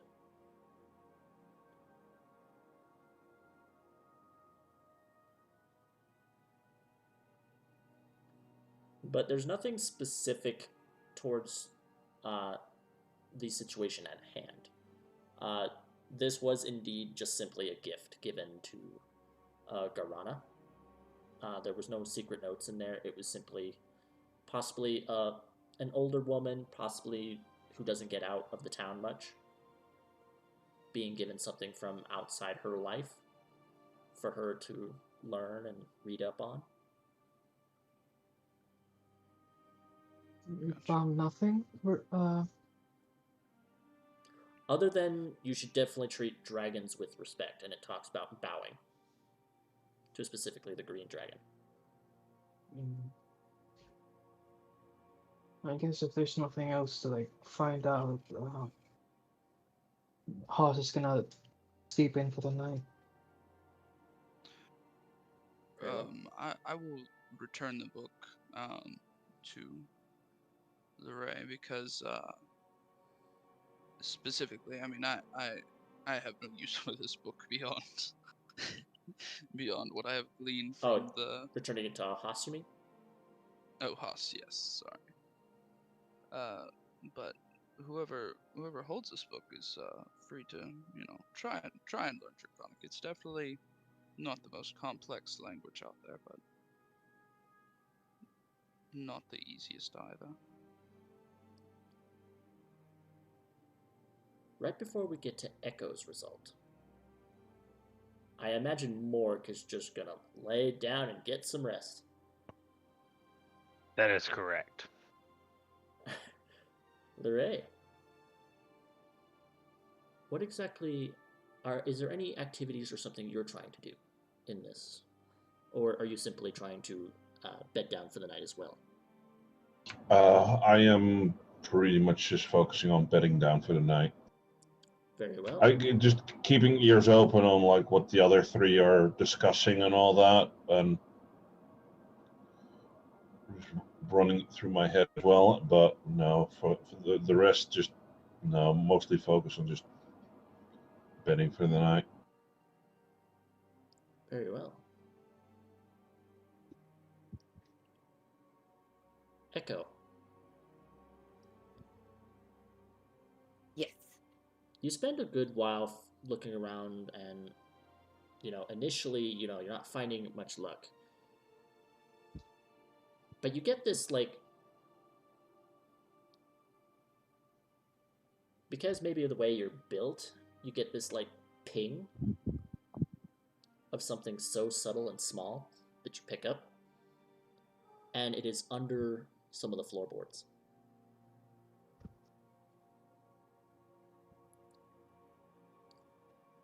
I think, just for flavor, because she does have her small little elemental pet that is just like a little wisp of blue flame, kind of like a candle, with no actual heat. I feel like it was helping her search, kind of weaving in and out of things, and maybe caught on like a crack that was It probably just there or excitedly something. found like just above the thing that was pinged. Yeah, and then I will go and investigate that further and see what I can find there. All right. No roll needed. You can indeed you'll probably have to remove the floorboards themselves, but there is no roll needed if you wish to do that. Yeah, I mean, she's wrought iron, so I feel like her fingers Easily. are just kind of, yeah, you tapered at the end. You break the floorboards. You kind of have to break two of them to kind of reach down a little bit, and you find a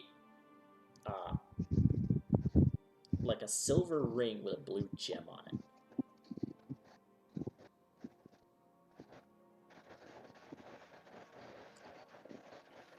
I found a ring. What? I will ring? hold that up and show everyone. I found a thing. I found a Hey. thing. Nice.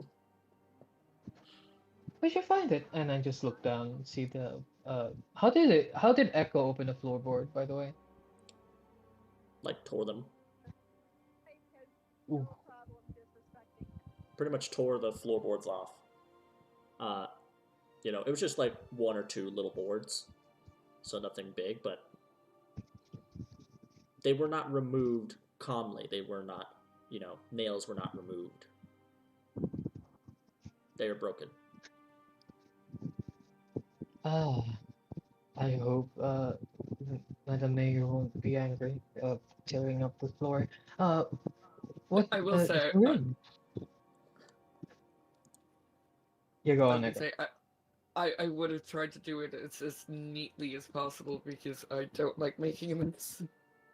Oh, okay. Well, this is going to be a finesse roll then. That's fair. I was gonna say, if you want me to roll, that's fine. to do it as neatly as possible.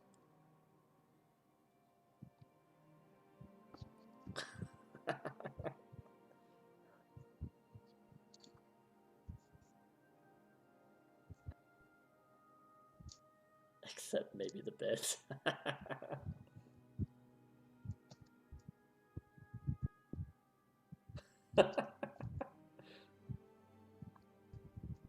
All right. A 15 with hope. Indeed. Carefully, you are able to remove the floorboards, take the ring, and also even place the floorboards back. And you gain a hope. Yay!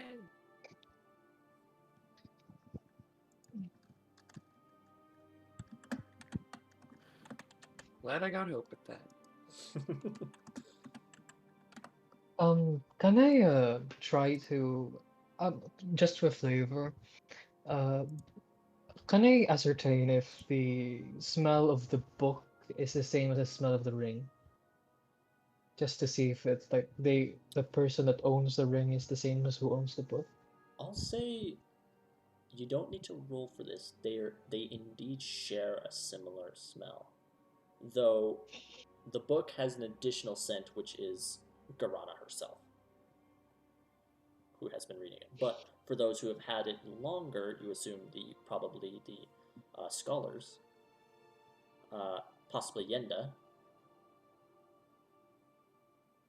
What's Yenda's ring? It smells. It smells like it's a similar smell of like, ones with fur carry a different scent than those without it, right?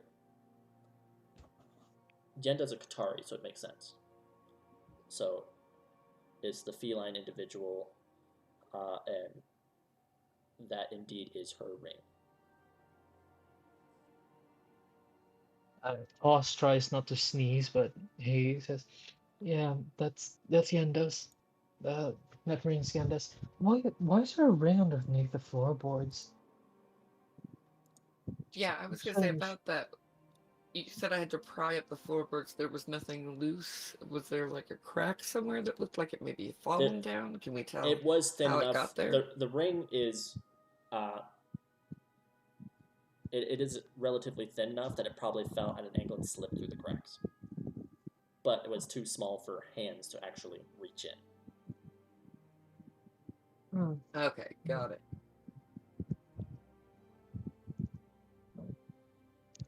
Close to that. Well, at least we have something else to track them down. It's a blue gem, right? Mm-hmm. Nothing special. Is there like on the band of the ring? There's any inscriptions or anything? They are, but they are more, they're runes, not necessarily words or anything. I will Oh, say,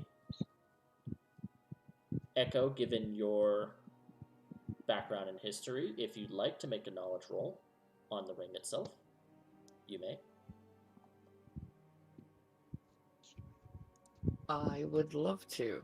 And you said history. I do have well read, which gives me advantage on any roles that deal with history, culture, or politics of a prominent person or place. Would that count? Try to wedge that in there. Not necessarily. This is more like I had to this try. is more like mathematics with magic, which you theoretically maybe still could, but it's not specifically towards history, culture, or the things you mentioned necessarily. You know what? I'll say why not. It would be a little bit different though. It'd be more about like the mathematical equations of like how runes and certain spells, especially from like the way wizards cast things, right?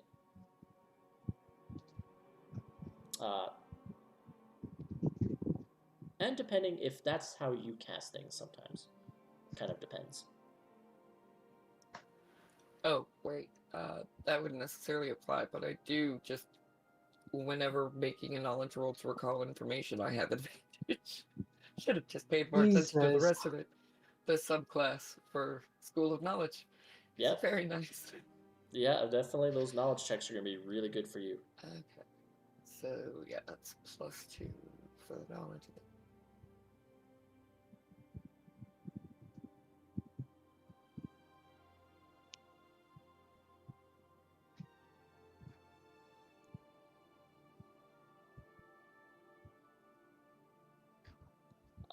While she's rolling that, Raycor. Really, there's only two things you get out of use, is that there are extra bedrolls and lanterns with lamp oil that are unlit. And they're kind of a hooded lantern too, so.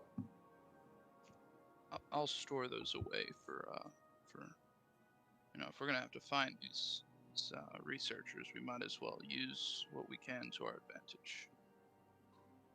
Very well. We'll say you So add that like is- five lanterns and like 4 bedrolls. You don't have to add that specifically, but it's like if you wanted to waste them or cut them or if no one happens to have a bedroll or anything, and you need one, there you go. Okay. All right, a 15 with hope. That is a success. These runes appear to be like a form of tracking. It appears to be like some sort of detector.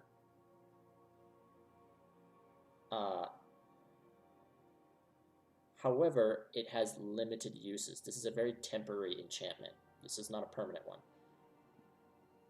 You can use it 2 times, and it'll ping anything of magical nature near the area for like the next hour, and it only has 2 uses left.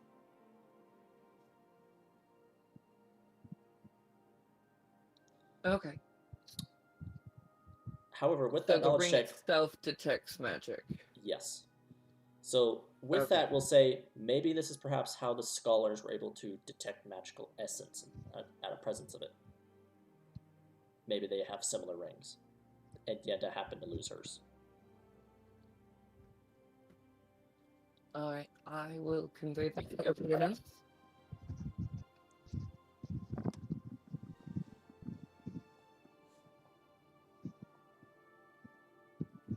If there's other ones, they would also be magic, and if there's any uses on it, this could help us also find them as well as whatever they were searching for. Great job, Echo. It's gonna help. We should really turn in for the night. I think the sun's setting, right? Yeah. Or it has already set, you don't know, because it's been raining. Yeah. I feel like we need to sleep before Mork starts snoring again. At that exact moment, the snoring begins. Oh no. All right. Yeah, we're sleeping, I guess. Very well. You are going through a long rest, so anything you wish to do to prepare for the day or reduce stress?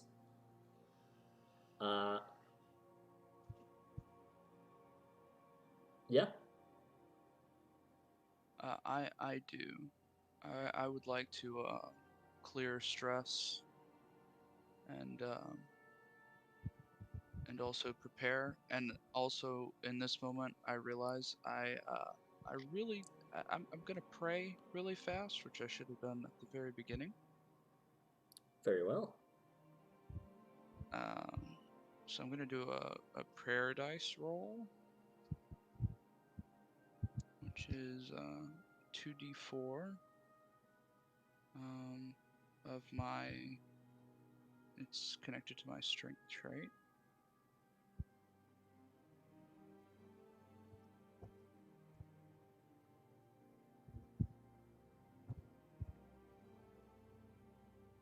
All right.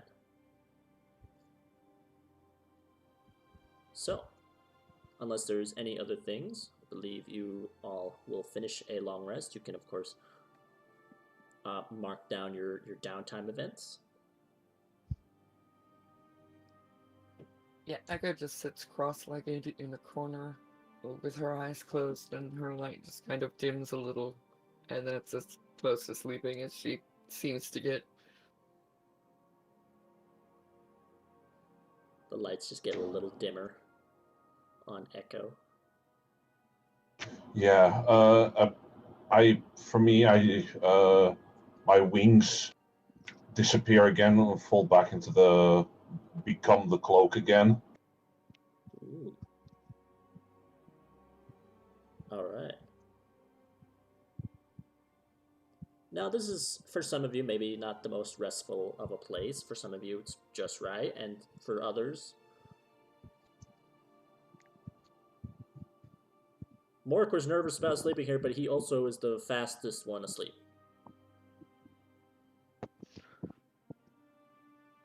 Once you have decided to do a thing, best to get to it.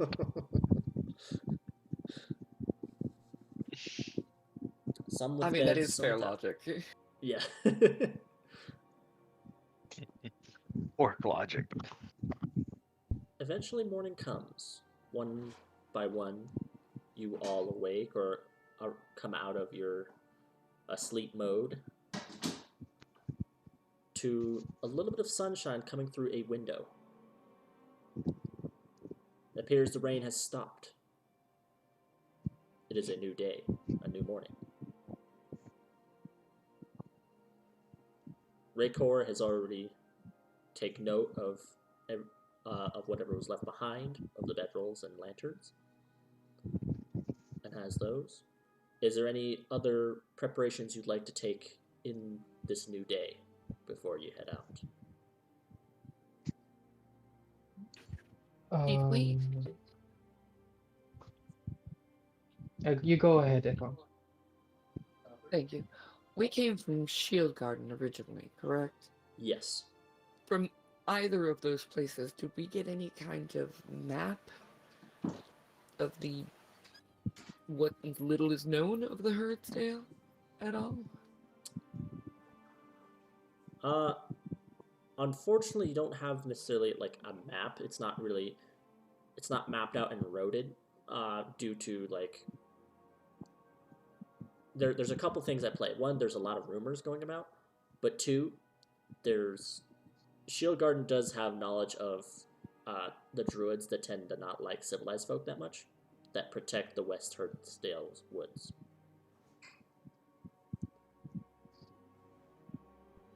So they could try to map it out, but also there's a bit of like a political issue when engaging with the druids. Shield Garden, though, is mostly deals in trade and naval action, so it's a reason why they don't also go too far into making maps of the Herdsdale Woods, because it's a little bit too much of a pain. But there's also a chance that perhaps those scholars are there to potentially make maps. But have not succeeded. Unfortunately, the Herdsdale Woods is still quite unknown, just because of it's either other folk tend to protect it and keep it that way, or people go missing, or there's too many rumors surrounding it.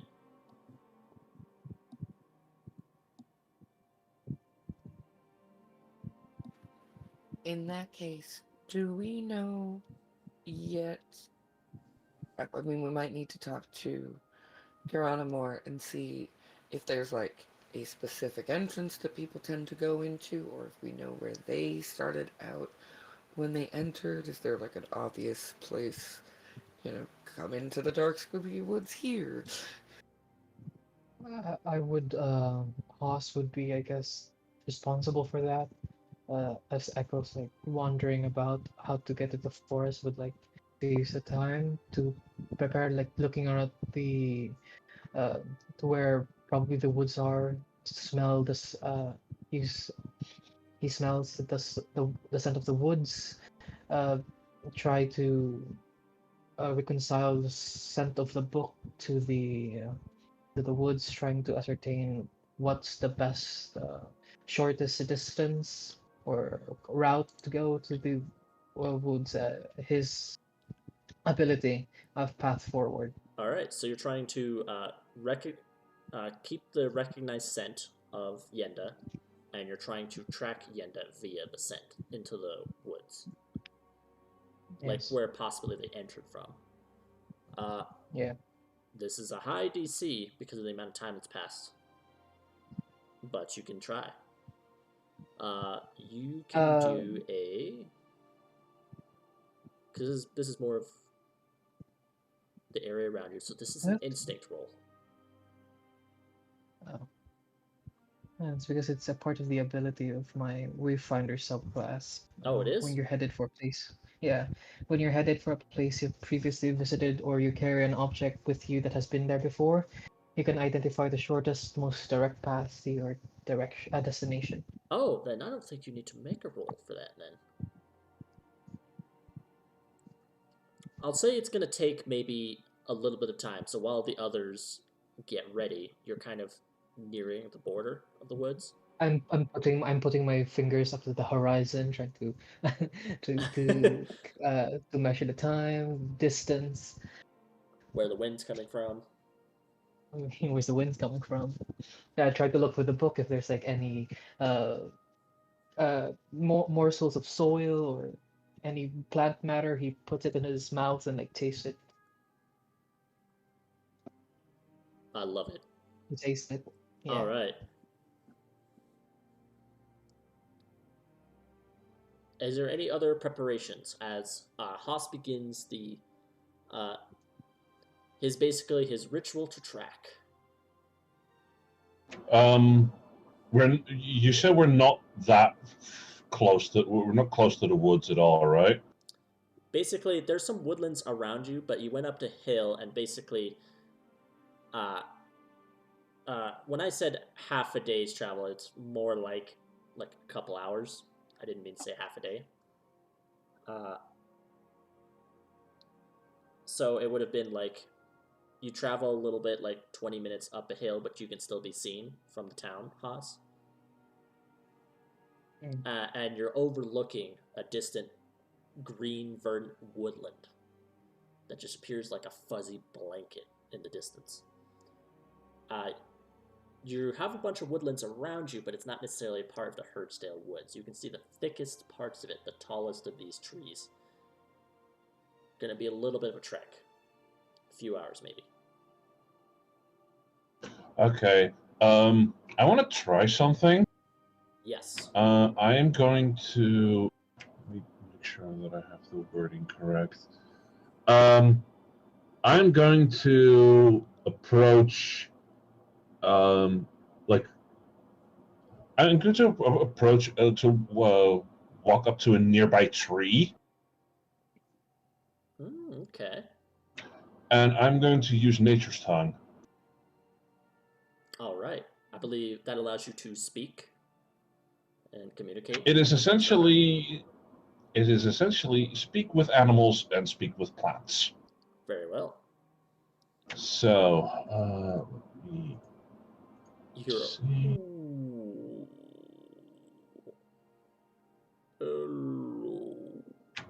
Oh no, that was a 10. Oh, you have to attempt a spellcast roll? A DC 12 instinct roll. Gotcha. You hear... So it's like slightly working, but... No, it's with fear. He rolled with fear, so it's the knowledge is limited or come at a cost. Well, I didn't even succeed on the roll, Yeah. so nothing happens. I checked, true. That tree has no time for you. Why you talk to tree? Tree's asleep. Like Garana. It's still sleeping. It's older Don't than you Garana. know? Trees only wake up once a year. And Mark walks off. Orc wisdom, he must speak to a lot of trees, apparently. Yep. Or he just makes shit up, and that's the way the world works. Making shit up, he would never. Of course he wouldn't. Ancient wisdom. Yeah, so the spell doesn't quite grasp onto the entity. You do sense that, it would normally pick up on it, but either the tree's asleep or the magic didn't quite find a purchase. Alright. Any other prep, or do you move up the hill to join Haas? I'll move up the hill. Very well. I'll join Haas. I will as well. Very well. As Hey guys. you all meet up with Haas, you get a certain direction. They moved directly south. Though if they went straight southwest, they would have entered the woods the fastest, but they went directly south first. They kind of entered the woods that's close to the mountains that lie to the east of it, which would be to your character's left when you're perceiving this field of green in the distance. The left side is a mountain range that seems to keep this forest from spreading into whatever lands beyond it.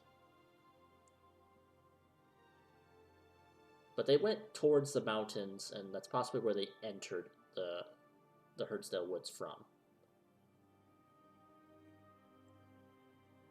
Is this the track? Is this the path you take? The scent, Haas, that you pick up? Well, it's just keeps looking, keeps smelling. It seems like this is the the most logical path that the researchers would take.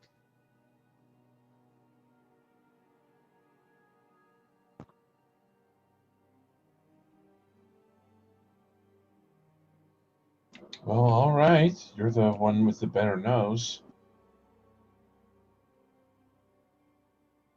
Don't say that, Mork will get jealous.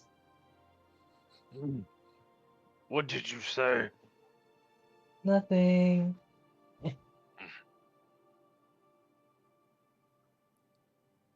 One by one.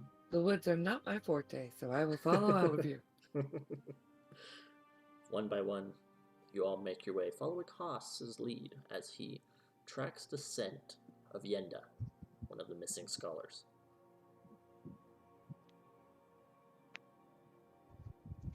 Without any issue, within the next few hours, you reach the edge of the thick Herdsdale woods themselves.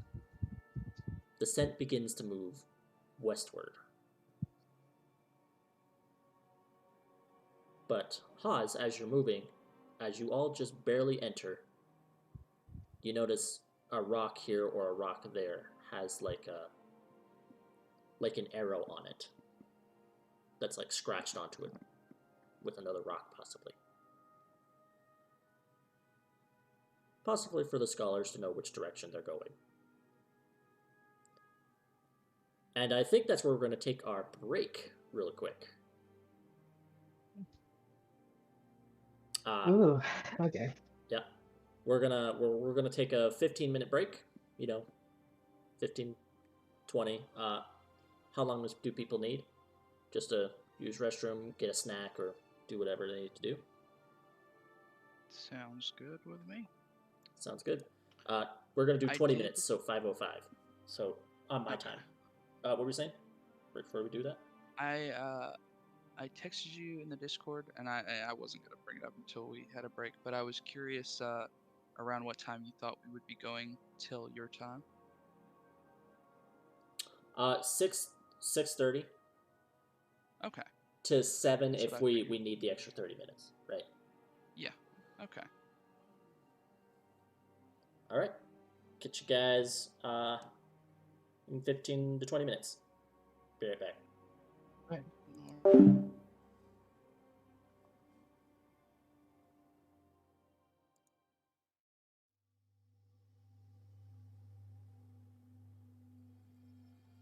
Now,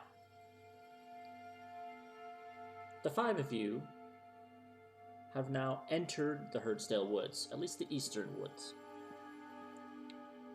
The trees have become more tangled and closer together. The branches above you have become thicker, hiding more of the sunlight from your eyes. Though sunlight still comes within, you can still tell it's daylight. Jutting sharp rocks and stones come out of the earth, and the occasional sound of distant creepy crawlies and critters can be heard. The rain had only stopped relatively recent before you woke up, and there were still dewdrops and water dripping from leaves and branches themselves. So,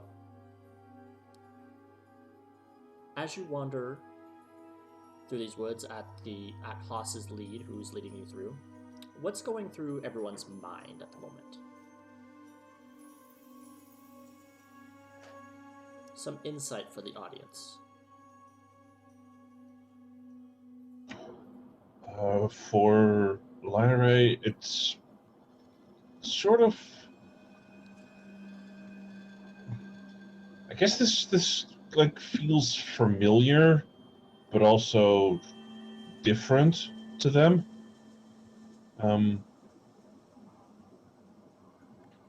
Bit of a concern about the well-being of these researchers, but yeah, familiarity for the most part. Very well.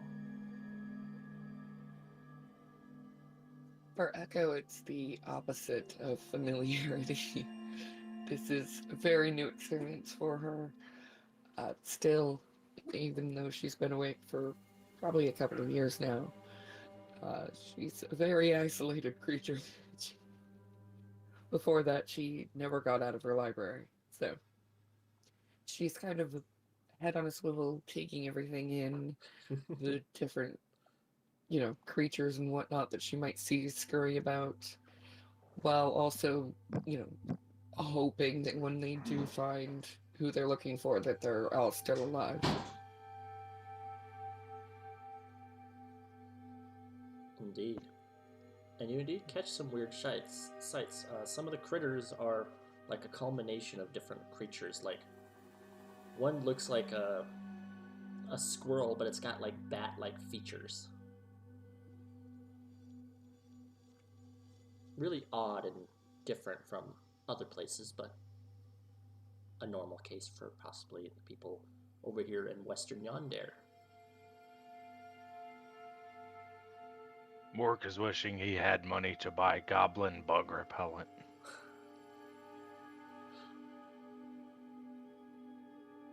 Straight from Bezos, correct? Correct. One of their newest inventions.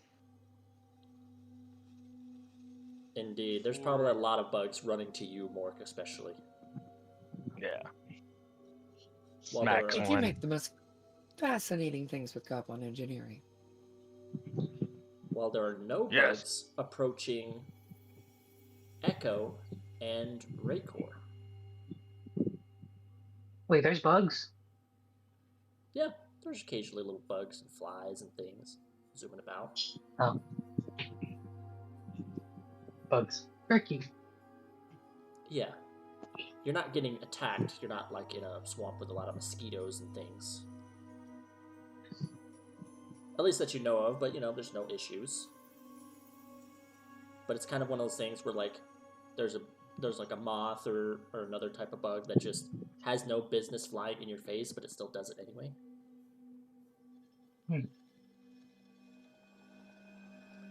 That kind of happens a lot, especially to Mork. He's very We big. should bring more maybe- orcs here and cut down the forest. Get rid of the No. bugs.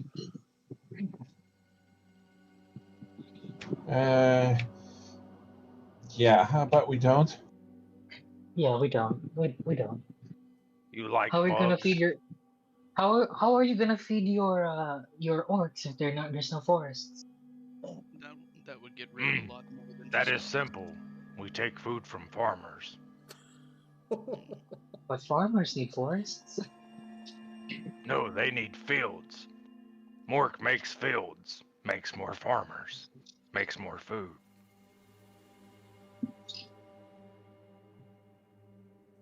I think you just get different bugs. Probably less Yeah. adorable ones than the occasional moth when you clear cut a forest. Mork has never been around after that to know.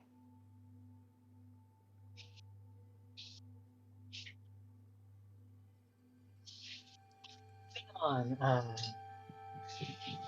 is there anything signs of activity or from the researchers or explorers? There's a little bit of pivoting. You begin to see like there's a rock that has like 2 arrows on it, but one of the arrows is crossed out. Yeah. Like a possibly do not go there. And as you approach it, you all in the direction of where the X marked the arrow, you can hear like a low slumbering sound. Something that's like growling and slumbering at the same time. Distant though. It sounds echoey among these trees. I put my hand up and like do a signal of like be careful. Danger up ahead. Alright. And you're gonna move towards the scent and the arrows still? Yes. Indeed. It takes you on a journey southwest.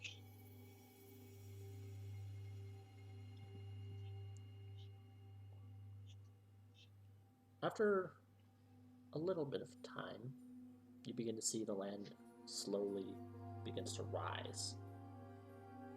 You're going uphill now. The trees are still as thick as ever, water droplets dripping off of them, pitter-pattering on stones below. You make your way, following these carved arrows or tracks or whatever else means of like broken branches or whatever tracks they made that weren't washed away from the previous rainstorm. Following their scent,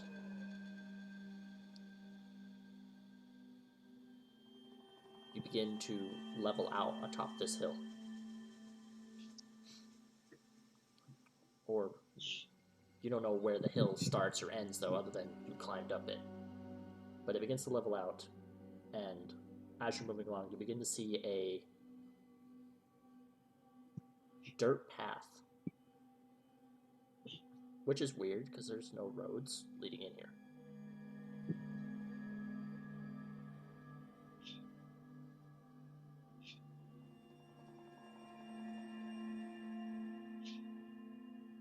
Oh, I found something. They've probably been using this for they've been here for a while, I guess, considering the how fresh is this like dirt path? Well, from what you can see, it's about like 3 feet wide. The length of it, though, it seems to disappear further southwest into the woods themselves. The Been trees using this are for a while. the trees are very close together, so you can't really see too far in any direction. Does it look like the path starts here, or is there like one direction goes one way and then It looks a like path the opposite? it looks like it starts here. Also looks like it's recent. Like you can see like torn grass blades and stuff, and stones that you look around look like they were uprooted and tossed aside.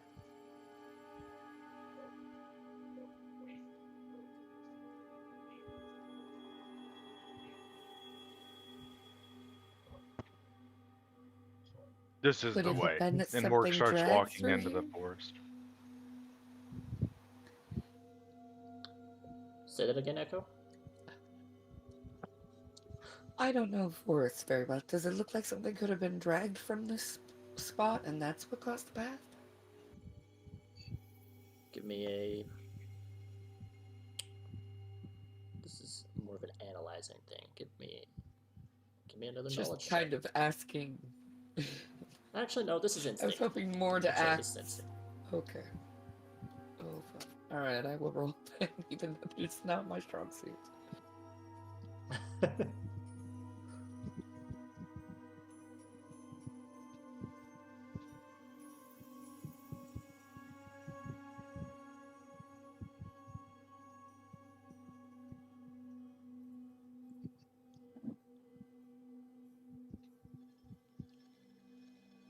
Five with hope.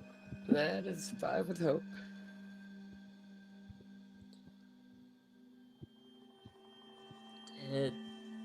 Difficult to say. It's a path. Not sure, really, if it's like actually a path or if it literally is like something dragged across that just uprooted everything. She just looks at it intently for a long moment. I have no idea what any of this means.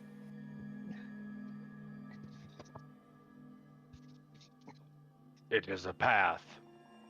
We must walk it.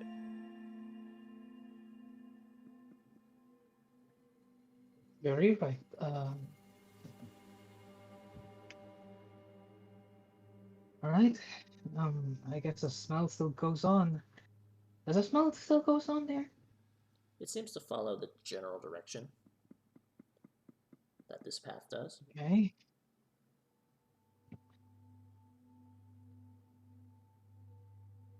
If we find them, if we find them here, we'll go home early, I guess. Easy job. Easy job. And yeah, we're continuing. The last words of Mork as he wanders into a forest. You travel for about, give or take, an hour or two, and the path still continues, but you look and you see some form of ruins ahead of you. Maybe 100 feet out among this forest. Weird assortment of stones that have just...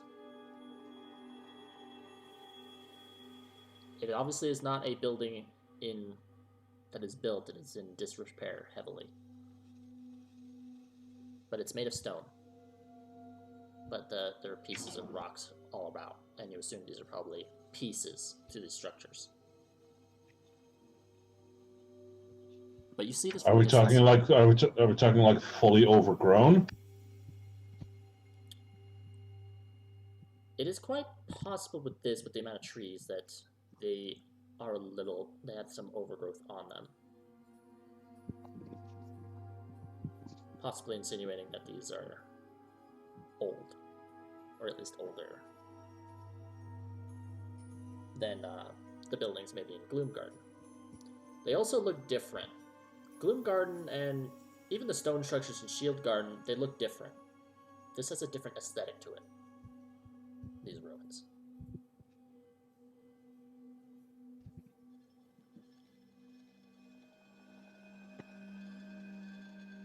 Mork wants to investigate to see if they're of orc origin.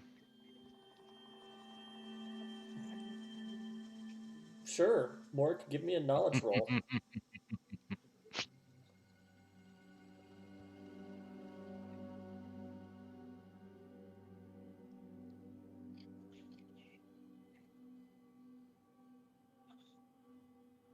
Eight. Age Mork, with hope. you've never been more sure in your life. This is definitely orcish.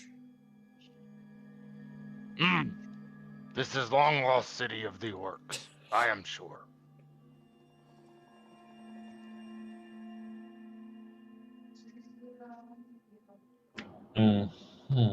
Take the result he got as you will.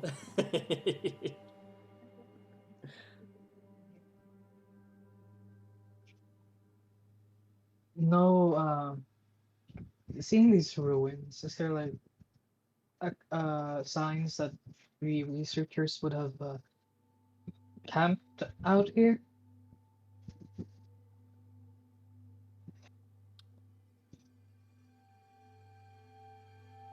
Yes.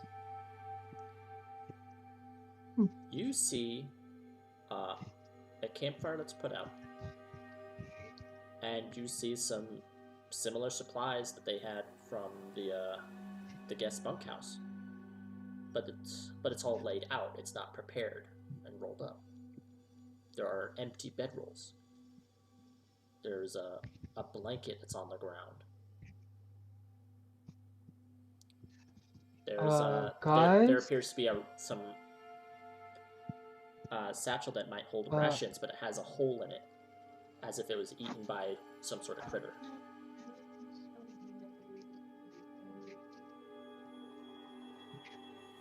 Is the campfire still warm, or considering it rained, it probably wasn't, right? You're not sure when, but it's not been, at least it's not been on recently.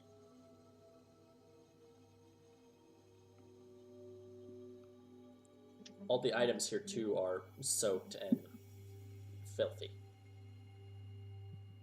Is there any rust on anything? Is there any, especially the hooded lanterns? Are they rusted at all?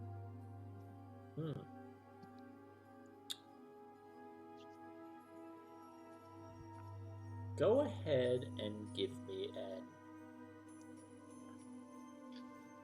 instinct roll for this.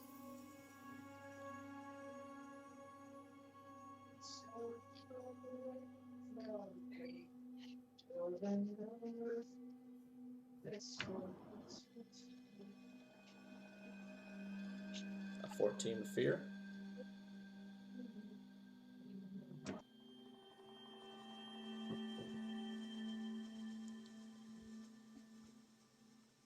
You're Yes, racking your that's head, trying to see if there's any rust.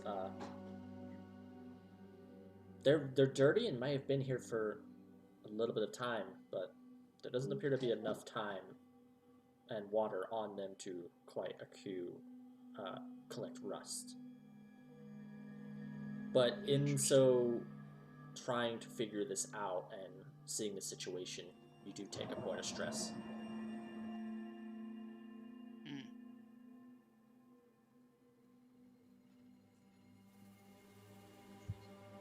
So, to be clear, it doesn't look like they packed up and left. It looks like they just left and all their stuff is still here. Exactly. It appears they abandoned camp for some reason. Does the fire look washed out? I know everything else looks waterlogged, but does it look like the fire has been out and hit by the rain? Or like maybe the fire was made after the rain?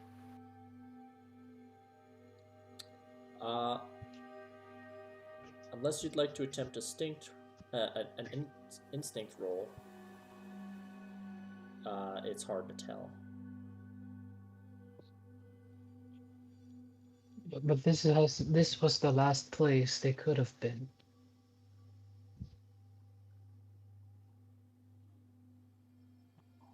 Does the scent stop here, or is the scent still somewhat wafting around the area?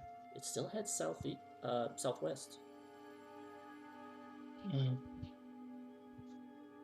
I'm gonna go ahead and make that roll. 1 second. With the I'm going to rummage through their supplies, but I think it's just going to be their normal camping supplies, right? Just torches and Well, as you begin to rummage through their supplies, you do find a series of notebooks and journals. please don't be washed out. Please don't be washed out. I'm going to open each one of them, but and I realize that This is going to be a roll to cost. determine if they are, if you find one. I'm gonna be rolling this with disadvantage, I think, because Hawes is by all means illiterate, so Very well. We're going to start with Echo first on her roll. Yeah, I got an So- 18 with hope, even though I'm maxed out on my hope right now. You can see this like washed out like grime of like whatever ashes there were. But the amount of ashes that are kind of wetted and damp and stuck to the earth, it's kind of like this fire was not put out. It was left to just burn in its place.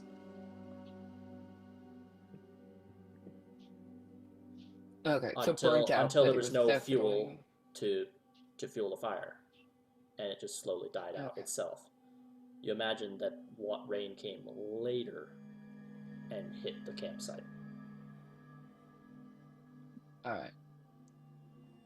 So they were at least gone before last night, for sure. So we know it rained yesterday. But you also know it rains like once every 3 days.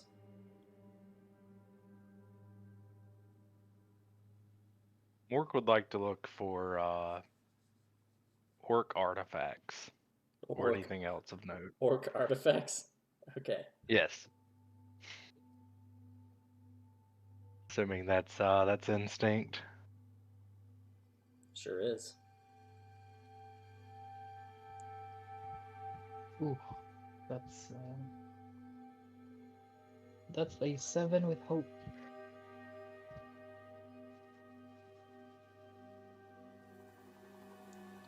Seven with hope.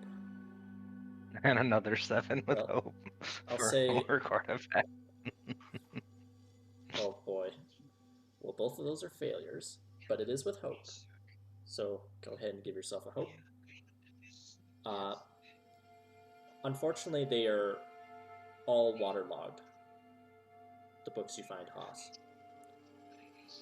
However, how you get hope is because you're still getting that scent that you're tracking.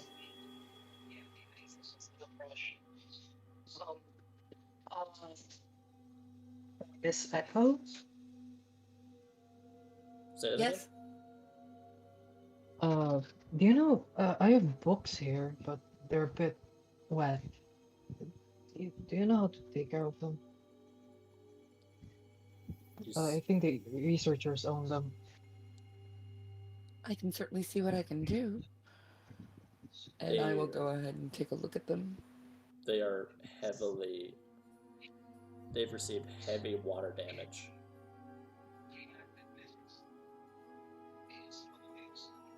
So it looks like even if I could dry them out, the writing is pretty much gone.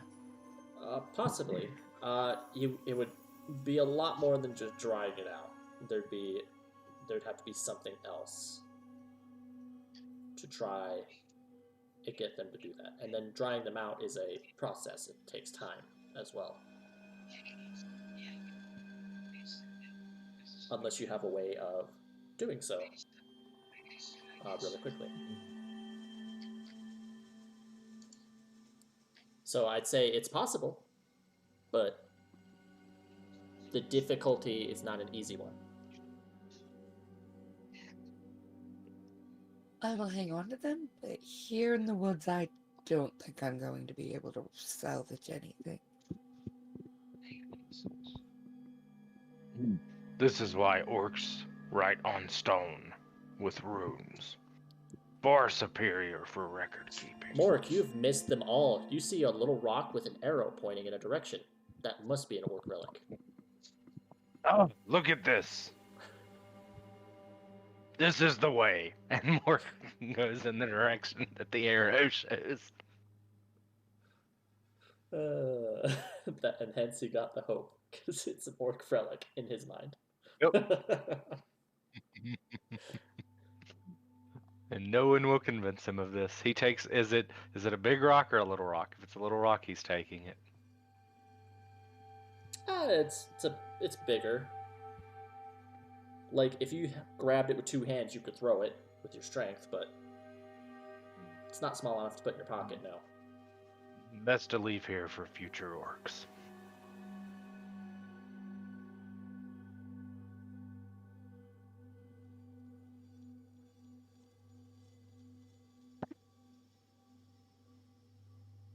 Very well.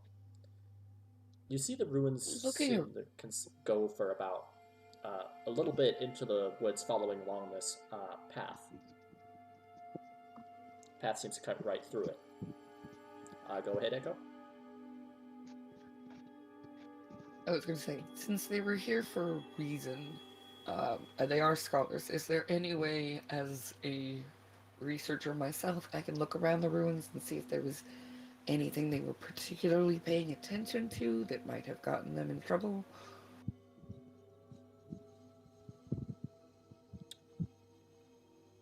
We're gonna revert to your previous instinct roll of 18 with this.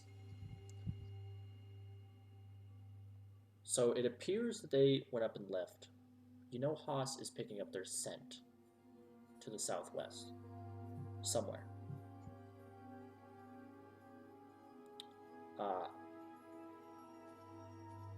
You can see some little, like, chipping from, like, and you can see there are little, like, excavation tools, but for nerds, you know, it's just a little needle and a little hammer. Kind of strewn about. And it looks like they've been doing a little bit of, like, revealing on some of these ruins. They have weird symbols on them. They appear to be made of white stone. There is overgrowth, but you can see there's some of the overgrowth is kind of cut away to reveal some of the ruins underneath it. But there's not necessarily anything that tells you that something they discovered here particularly made them run. If there is, you're unsure of it, without a different kind of check involved.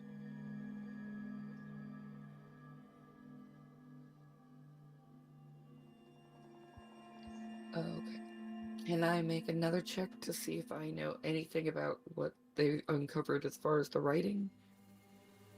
Yeah? Would you like to make a knowledge check? Oh, Raycor. Yes, please. Would That is you- my specialty. Would you also like to make a check, or are you going to let Echo do her thing? You can also assist. That's another thing you can do. You can also assist I'd be others. happy to. I'd be happy to assist. Which I can't remember. Do you spend a stress or hope, or is it simply you just give them advantage? Spend a hope, I think, and then you get like they roll a d6 and add it So to they get whatever advantage. I roll. Sounds good. Yeah. Raycor, you can go So- ahead and roll a d6. Okay.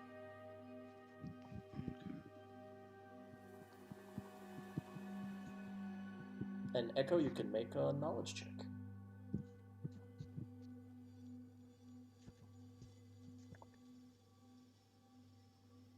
I am also going to, because I have so many hope right now, I'm going to spend a hope to use my experience researcher. And what's that?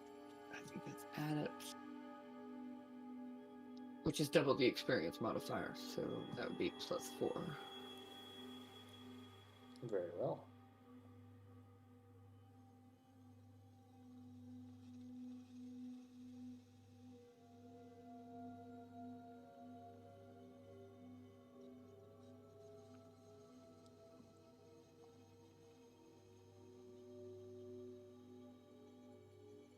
Hmm.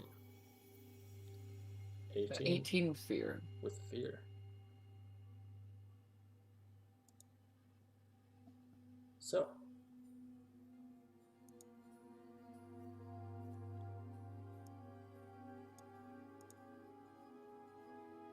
you do understand these runes a little bit. Because there's no languages in this game, we'll say, based on your upbringing, what kind of languages would you like to know? Like, let's say 3, based on your purpose and you as a librarian. Aside from common. You know, do you understand Elvish, Draconic? Do you understand Sylvan? To speak with, like, Fae and certain plant creatures? Do you understand, like, the more mundane factions of, like, Orcish and Goblin? I think Elven, definitely. I feel like there were probably a lot of Elven mages that came through back in the day. It's a good thing you said Elven, because this is indeed Elven. I'd say probably, yeah, I think the Fae language, Sylvan would probably be the other one. So yeah, Elven. You can come up with 2 at the moment, or you can wait until a later date if you want to come up with the other 2 languages. Or something made up, like, you know, if you say clank speech, I don't know. 1s and 2s, right? Whatever you want to come up with, you can just let me know. I feel like she has, one of them's probably like old common. It's a bit of a gap from, a couple hundred years. Oh, like an old Victorian speech, or like dost thou for, like, English, but it's for common, old common, like, Yeah. or like Latin, but for common. Right. Like back in my day, it wasn't a dead language.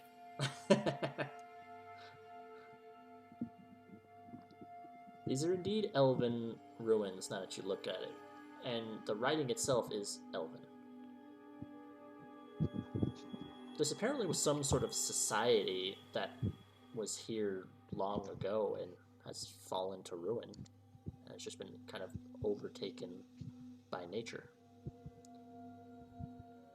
But when you're looking at this Elven writing, it's broken speeches. It's like memoirs, like, and whatnot. To our fair lord, and then it cuts off. You're reading pieces on broken stone on the ground, and it's like, and then Elathriel. So it's like, it's not easy to piece together. But whatever structure these ruins were a part of, is apparently like some sort of memorial hall to honor those who perished before them. You see that there was some work the scholars were working on, and they were very intrigued with this area. But an interesting note that with this writing, you can probably assume that this is really ancient, like really old. Give or take 1,000 years, maybe.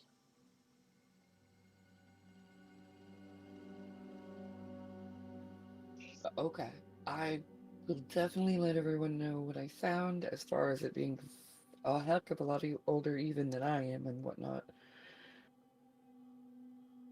Now, what's the Elves and situation? orcs living together? Unlikely. How are, if you guys are amongst these ruins and kind of slowly together walking down the path, is there people that are more like away from the group? Are there people like sticking close to a certain person? You know, where is Lork is everyone? staying fairly close to Echo and arguing constantly. Every time Echo says something about elves, Mork corrects with orcs. Hoth is definitely somewhat of a, I would say, fairly way distant from the group since he's the one tracking the smell. All right, so you're kind of the one that's kind of a little bit ahead of them. Yeah. And what about Liray and Raycor? Raycor is definitely there with Echo and was attempting to help Echo decipher the runes and investigate them before Mork stepped in. I am. I don't know. I don't know if I'm really in the front or in the back, but sort of a bit more on my own, sort of reminiscing, I guess. Very well. Kind of reminiscing and thinking of the land itself versus your old homeland. Mm-hmm. I hope you're happy. Sounds good.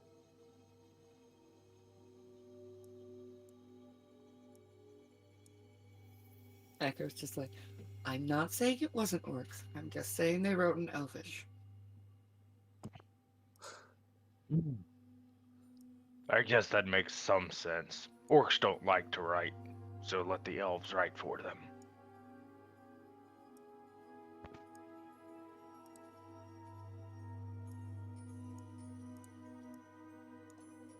All right.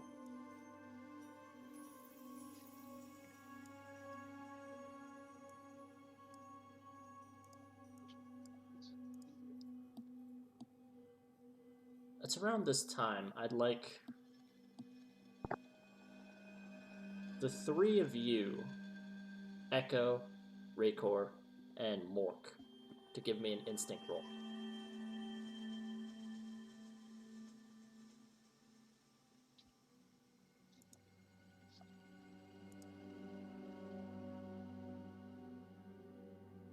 I'm guessing this is just a straight instinct.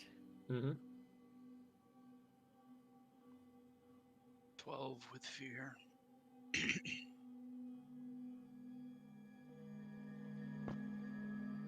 Orc pain with hope.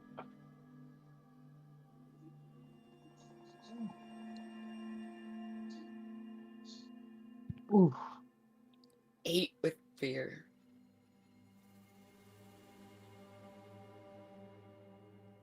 Echo, I will say, in you trying to look further, and especially looking for clues of what happened to the scholars, and there's this really difficulty in like, what were they trying to find out, or were they simply just unearthing it? What was so important about the elves here? And trying to piece this together, there's a slight spark from the fire within, and you take a stress. Alright, got it. Just very much trying to put this puzzle together, and it does not want to fit. But with that also said, Echo is so focused on what she's trying to learn now that she does not hear this. Raycor and Mork, you do. Not too far behind you, all of your backs turned, the two of you can turn around, and you hear some rustling in some bushes about 30 feet behind you, near another set of ruined walls.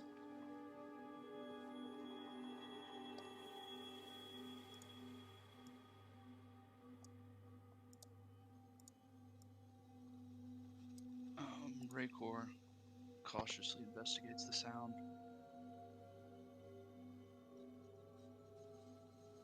Okay. Mork moves to flank in a different direction. All right. You notice there's from what you both see as you face it, there's a large bush there, but there is like a wall just to the right of it. So one of you could go around the wall to the opposite side, or approach the bush from the front or left.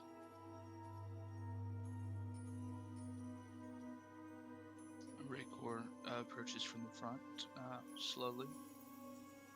Very well. So Mork will go around the wall.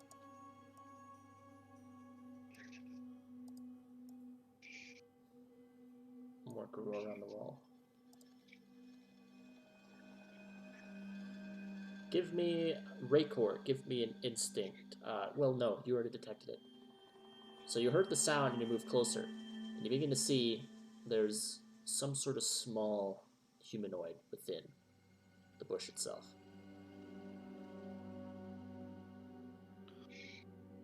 I immediately lunge to grab the small humanoid and lift him up out of the bush. All right, give me a strength check.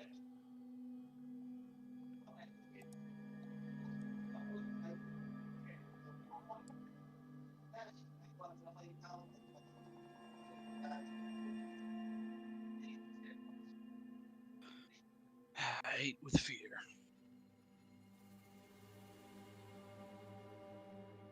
He dodges out of the way, and you see diving out of the bush this goblin fella.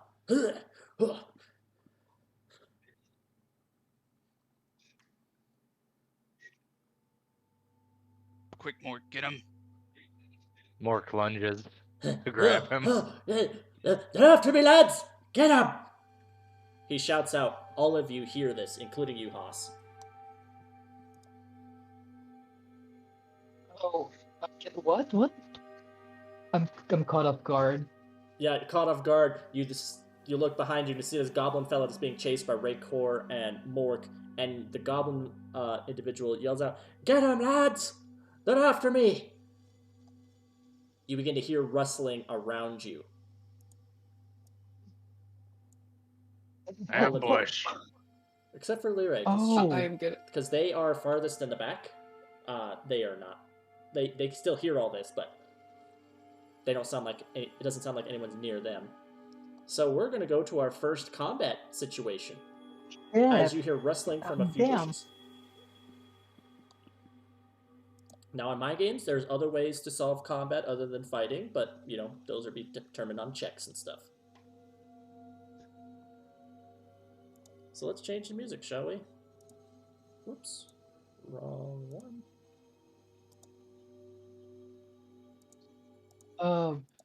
By the way, how can you hear the music in D20? I can see it playing, but I don't hear anything.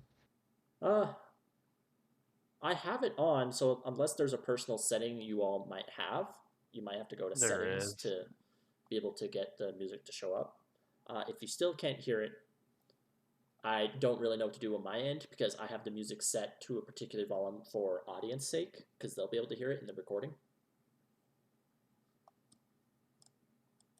If you go to settings and audio and video, you have a master music volume level. And It's on the high already. yeah, so I can barely hear it at max volume, but I've got good headset so I can hear it. Yeah, I'd turn it up if it wasn't going to, or I could turn it up and then just simply, no, because the recording will hear it louder. Yeah, so I'll up it up a little bit if you guys want me to. I just want to make sure the music's not too loud for audience, that it doesn't overtake what you guys say, right? Because if the music's louder than you guys talking, doesn't really work too well. We're going to play this one.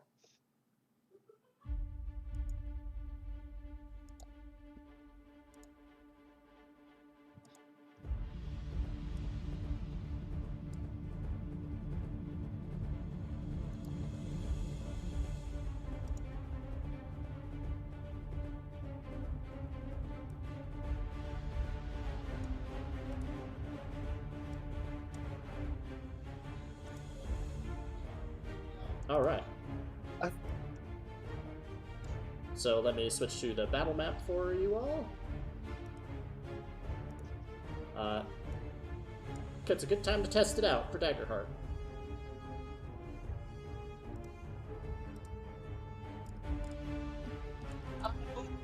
So,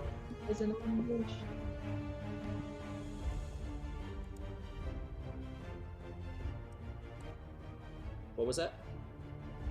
There's an ambush. Jesus, I'm so far away.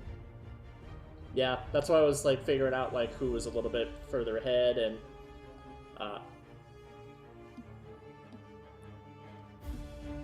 however, there are relative distances. So, for combat for Daggerheart, the players go first, especially since you were not completely surprised.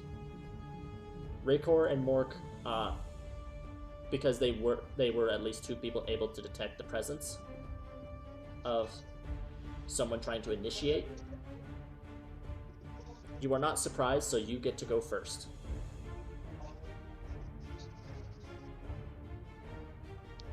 Who would like to go? I, for one, am going to try and chase after the initial goblin and Indeed. tackle him. Because more than wanting to kill him, I want to know what's happening, but on my terms.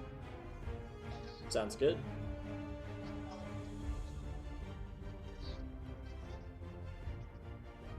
All right.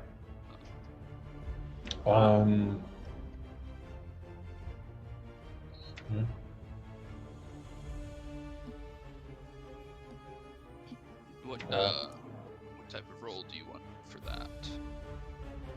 Well, are you trying to still grab the goblin? Now I'm going to tackle him. Going to tackle him? Very well. You can move up to melee with him, and you can make a strength check for me.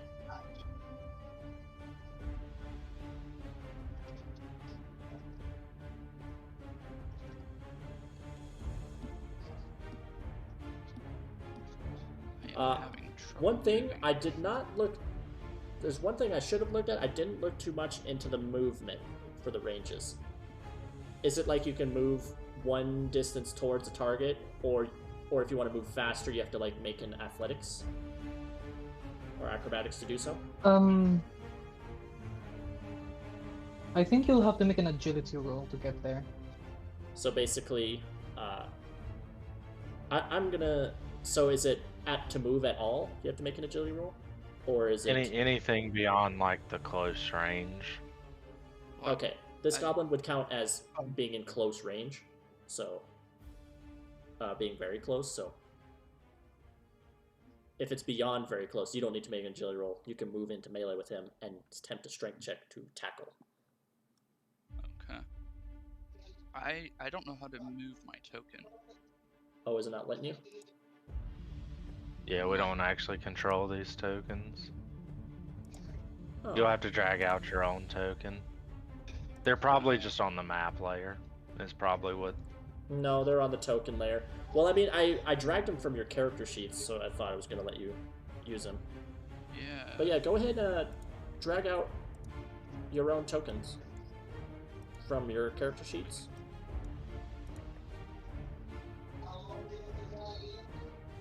And let me know if you can or not.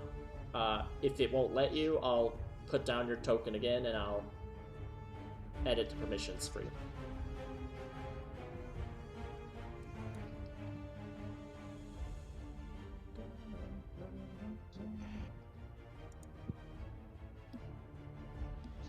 Alright, got Mork there. Mine will not work with me. Are you clicking the picture or your name? Click and drag your name, and it should bring a token out.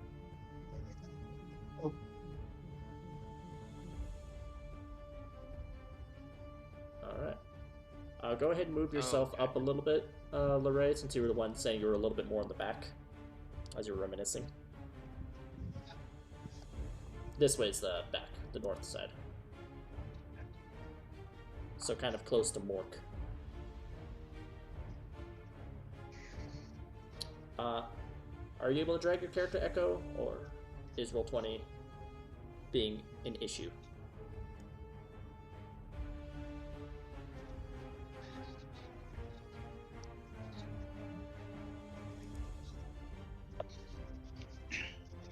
One sec. I lost where I was.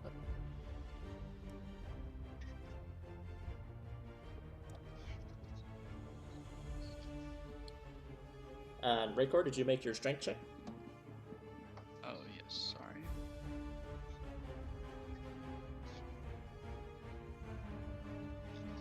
By the way, there is no visible action tracker. Okay. Ooh, that's a critical success. Yeah, you tackle this goblin and pin him down. Ah! Oh! Lads! Help me out! Help me out here!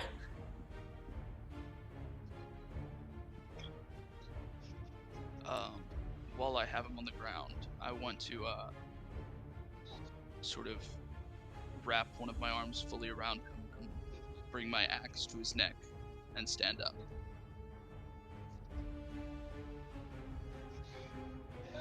Okay. I'll say you have him. He's grappled in your arms. You pull up an axe to his neck. I tell him to tell his friends to come out and stand down and explain what is going on and what they want.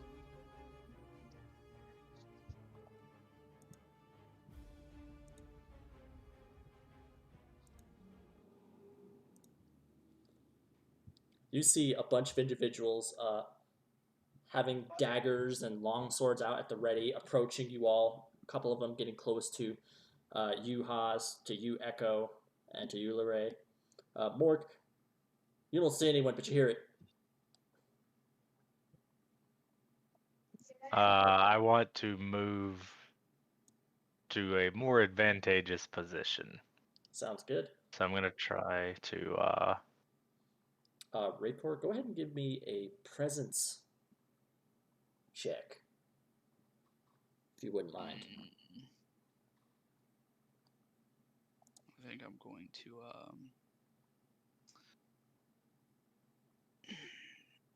just a second.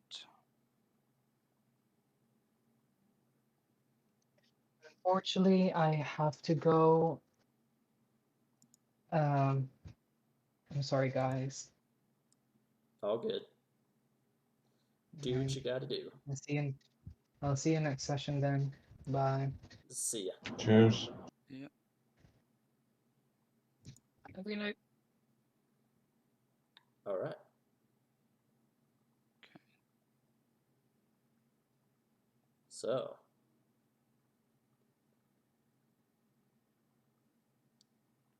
I think I 17's finally pretty figured out how to good. move myself around.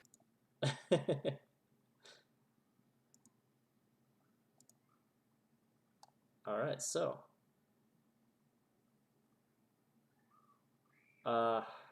Boy. So you say that, and there's an individual that looks like he's aiming a heavy crossbow at you.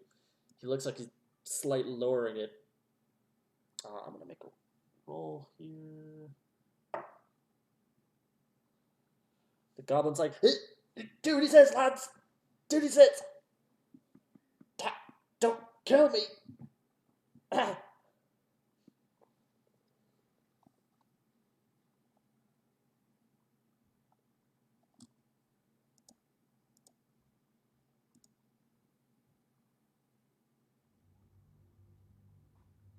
You see the rest of these ambushers appear to not approach any closer to their targets. So that was my movement roll, which criticaled. Oh, yeah, okay. Yeah. So I'm gonna say Mort climbs up. I want him to climb up on top of this ledge and like be running and jumping because he's ridgeborn. Alright. And like just land somewhere like next to this person or behind them even. Because you startle him. He has a crossbow aimed at you. But the intent you should give up.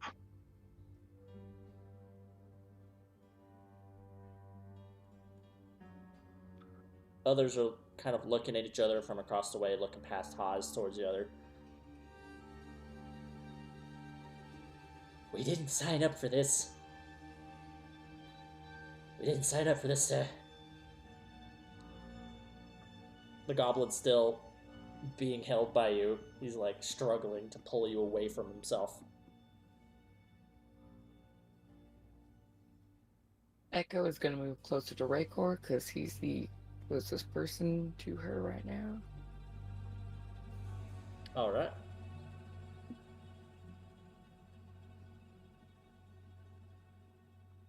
You're not in combat, so I won't say... you're technically not in combat at the moment, so you don't need to make agility rolls for movement. At the moment, until something else happens. Why are you here? You see there's a Qatari gentleman way down here who shouts out,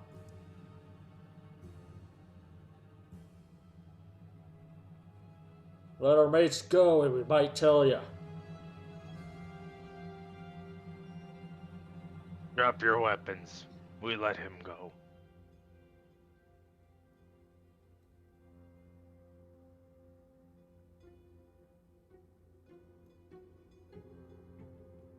Now that I'm closer to Raykor and the goblin, what does the goblin look like? The goblin?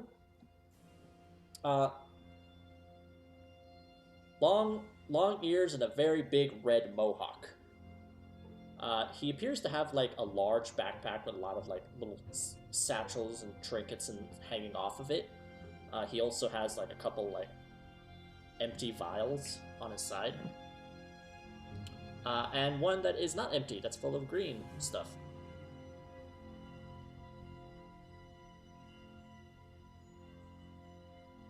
Okay, mostly I was looking to see if he was bald.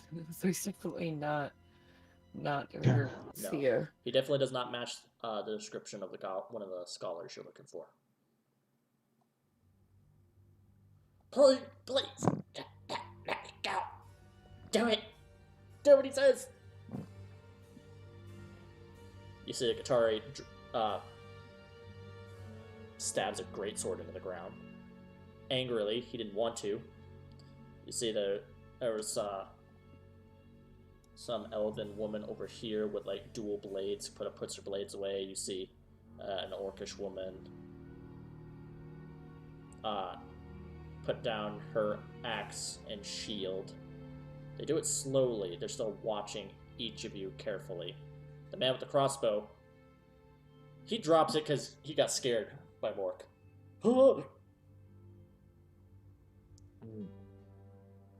Smart decision. Please, I don't want to die, sir. You see, he pays me. He pays me.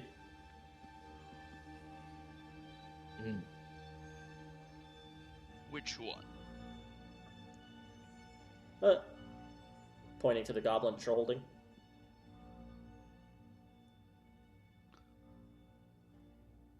Well, Let's go closer to talk.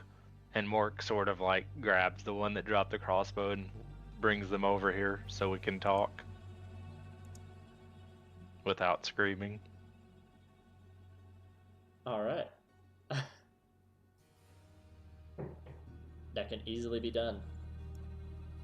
Now let's move the image of a scene. I know it's not exactly the type of same ruins, but Why not?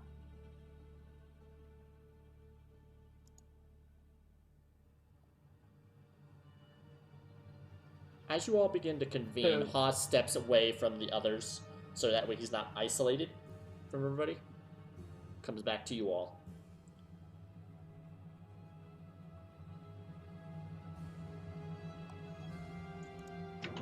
I'm. Have they seen me, or? They might not have yet.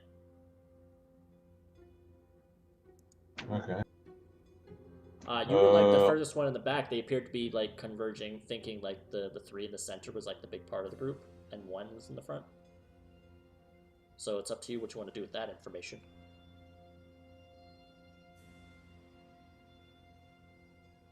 Okay.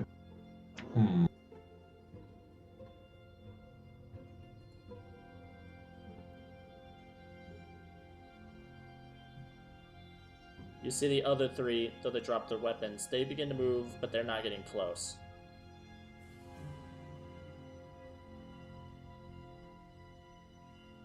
Why do you attack us?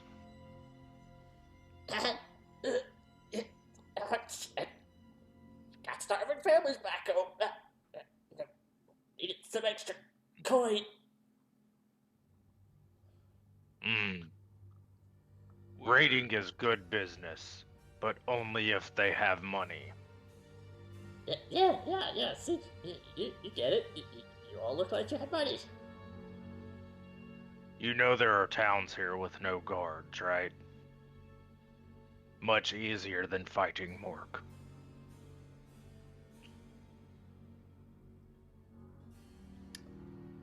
Oh,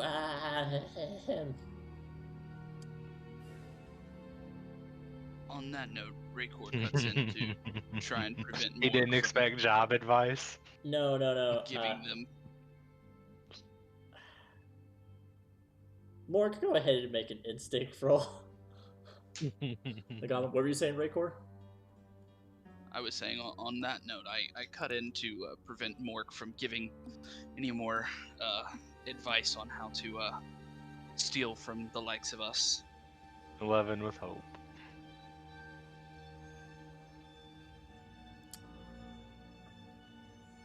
The goblin already knew where the town was, but there's something else, the reason why he can't raid it.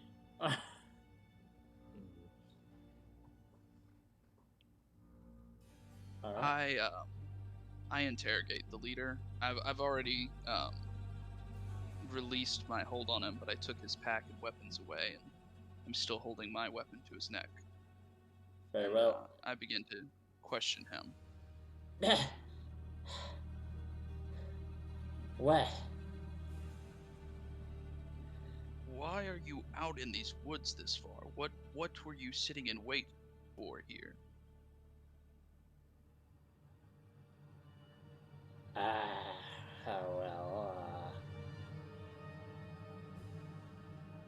Possible. Well, we were. He's like looking to the rest of his followers. Whatever happens, if it starts again, you are the first to die. Oh, of course not. I will never attack you again. Goblins promise. And he holds up like two pinkies to the air. Almost as good as Orc promise. Yeah, exactly. You'll forgive me. Us greenskins gotta stick together. I asked you a question. Oh, We're looking for something special, and someone was paying a good deal of money to find it. And we just thought, finding the treasure was really not worth the risk. And we didn't want to go home empty-handed. So, we're sorry. Who was paying you?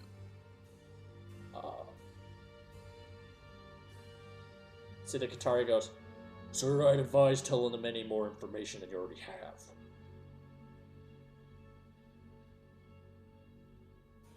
Mort, go grab the Qatari.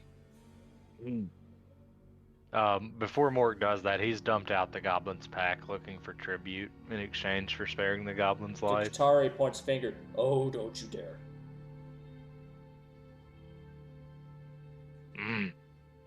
"You're going to grab me, we're having a fight, we're not doing this."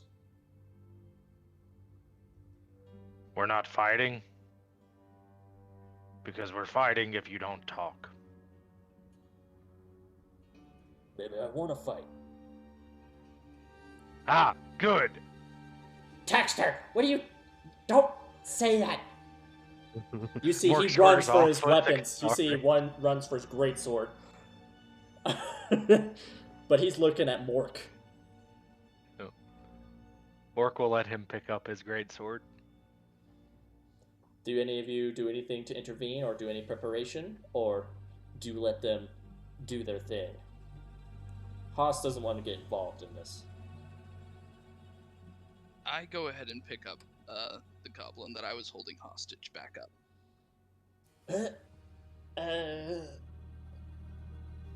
You see the How close would they be with Echo now? the other bandits, or do you mean the ones like the crossbowmen and the goblin chip prisoner? Crossbow guy is just a big The chicken. one that Mork is trying to fight. He's probably the Are furthest. they within very close range? No. He'd be within just normal far. Because they didn't really move much closer. They dropped their weapons because you guys told them to. Attempt to spare their boss, but this Qatari seems to have a pride issue. And he's running for his blade as Mork excitedly brandishes his axe. Or actually, does Mork use an axe? Or does he use a different one? Yeah, he's got an axe and a shield. Alright. Mork's just walking leisurely, letting him tire himself out in his mad rush. Can I step out from behind one of the pillars as he's running for his greatsword and sort of like step in between him and the weapon? You certainly may. Okay, then I am going to step out, wings just full out, and just sort of stare at him. If you know what's good for yourself, go back. Give me a presence check. And I'd like to use my unnerving experience. I figured. Go ahead.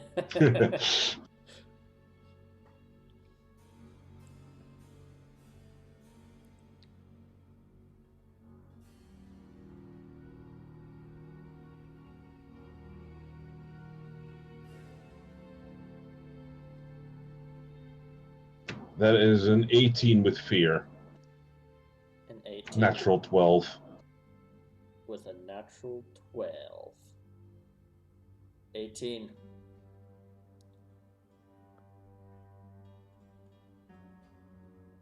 You do succeed, but there's a long pause as he debates possibly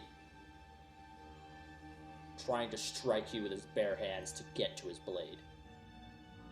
So there's a little bit of this moment where you're unsure if it phased him, and it causes you a point of stress.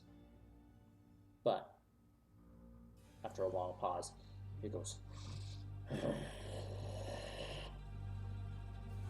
"Fine. Zet, it's your head. What you tell them."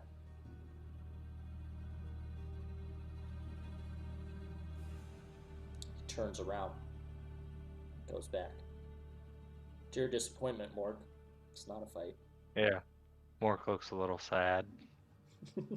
I'll pick up the greatsword and just leisurely make my way to the group, and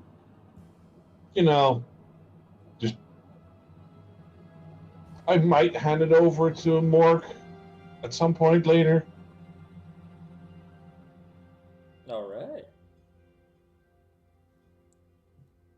You now got the name of the goblin. His name is Zet. Zet. Well, you see, I don't really have a name.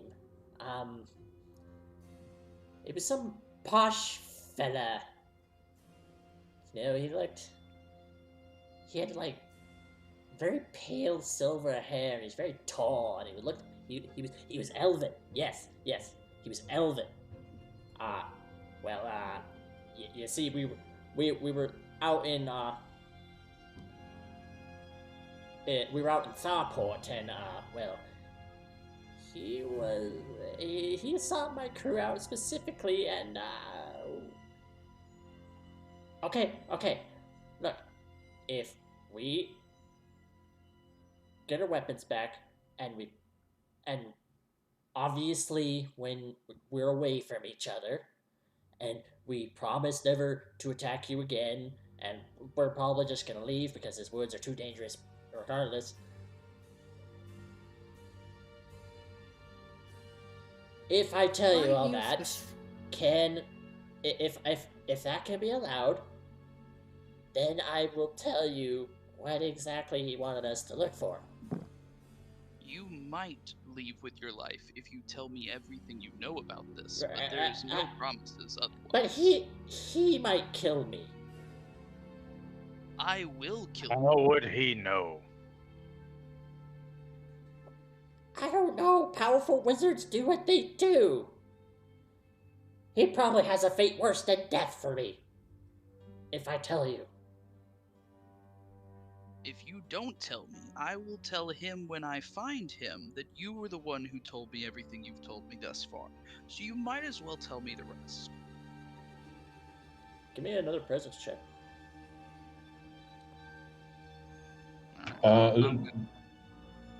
That Thayport that they came from.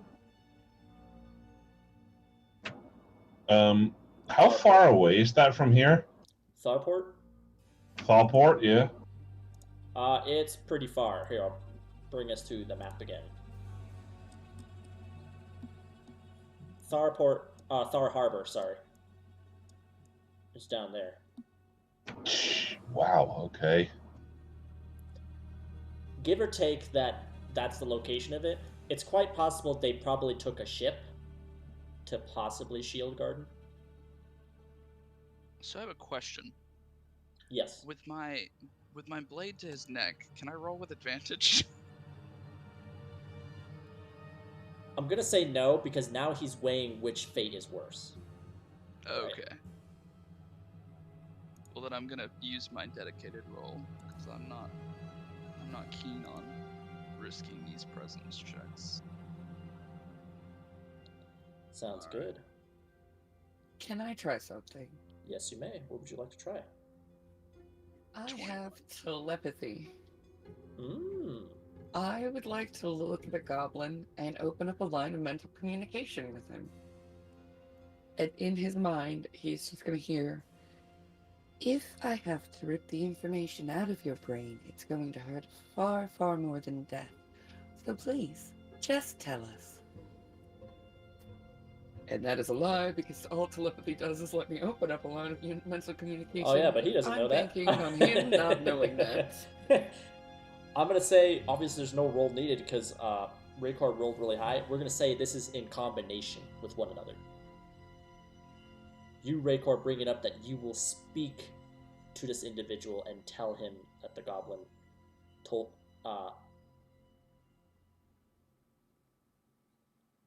You basically tell him that you will tell the other that he failed and the goblin will be hunted down regardless. On top of hearing Echo's voice in his mind, he's like, okay, we're here to find the Godstone. Lordstone. Whatever they call it here. Alright? There's a Lordstone in these woods. I don't know where, but our buyer, the one who hired us, wants it. He wants the Lordstone, okay? Has he already paid you? And why have you given up? Before you met us, that is. Anyone should give up when fighting Morg. Because sometimes you had a blade to my neck. No, remember Morg said before that. Why did you stop looking for the Lordstone? Oh, well,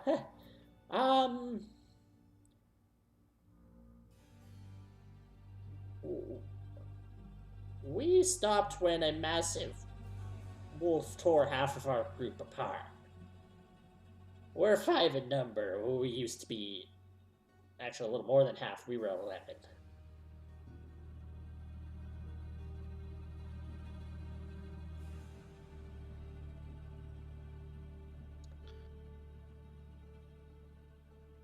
So this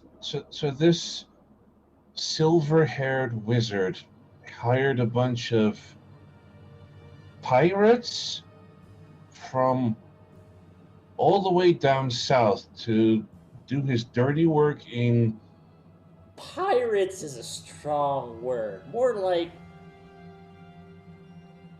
we're underground entrepreneurs. I just stare at him and sort of tilt my head. Yeah. He's a little perturbed. You said he searched you out specifically. Did he say why?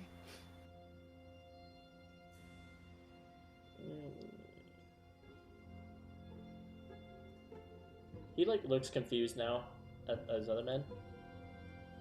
They all kind of shake their heads.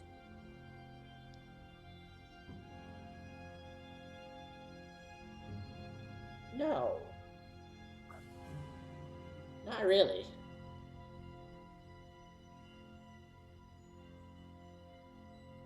He probably searched them out specifically because they are, well, disposable, at least in his eyes. Tell me everything you know about this wizard.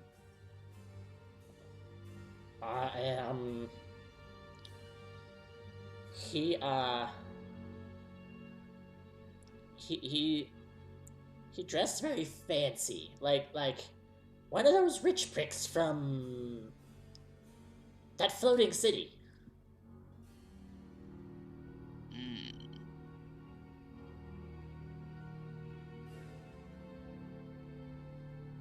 Do you know where he stays? Do you think he's from there? He shrugs. He was in Thar Harbor last we met, but if he moves around, I don't know where he is. Where were you supposed to meet him next?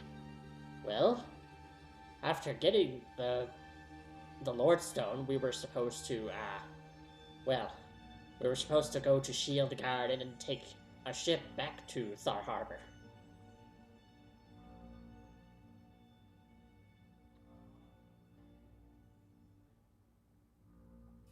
Honest. Far Harbor. On my life. And Far Harbor is your home? It's where you work out of and where you're well known to do whatever rabble you do? Wow. Here or there. Thar Harbor's just a stop. My boys and I, we move around a lot. That is wise.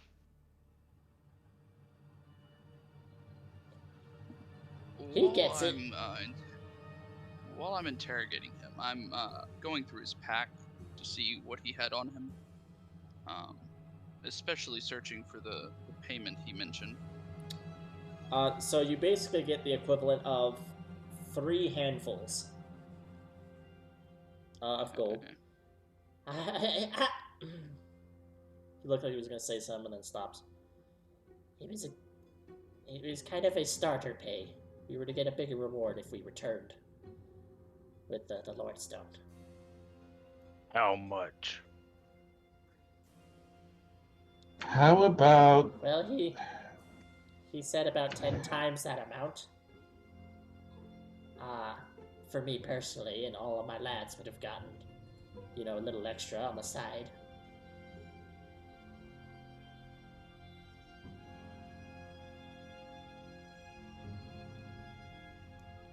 Go ahead.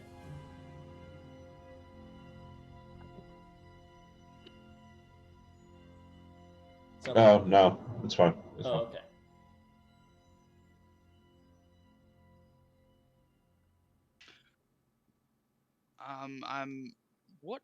What was the wolf? What did he look like?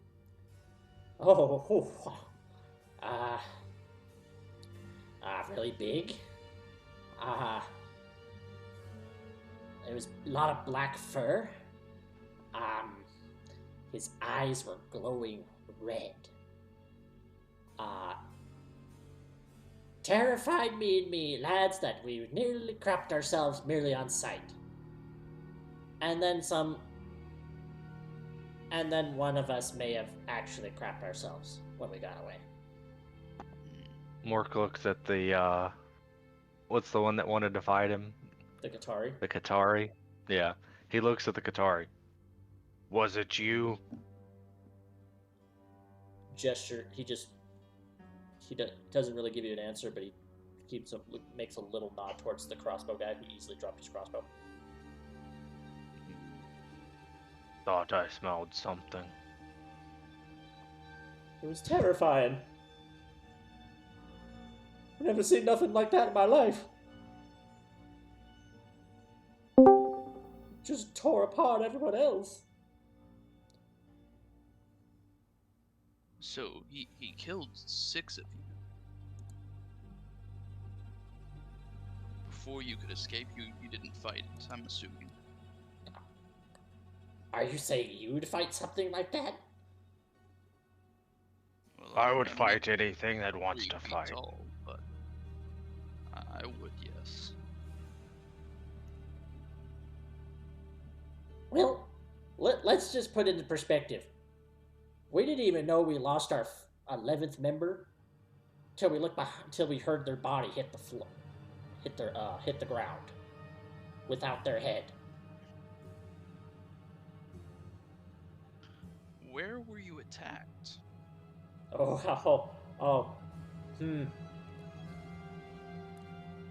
days, the southwest. Towards the vast lakes in the center of the Herdsdale.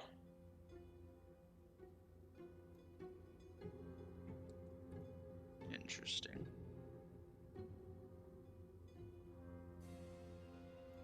You see now that, like, as the goblin is talking about stuff, he's like eyeing warily the surroundings.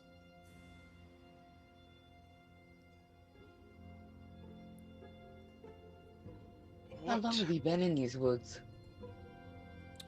You've been in the woods relatively, No, I'm asking the goblin how long his party has been in the woods. Oh, the party?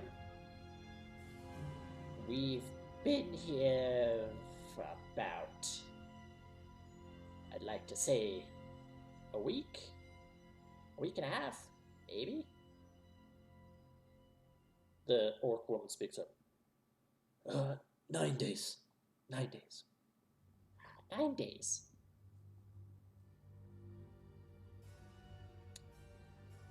Did you run into anyone else in these woods besides the wolf you spoke of? A smaller party of 4 with another goblin, bald. Well, yes, we saw some hooded figures. Uh, uh,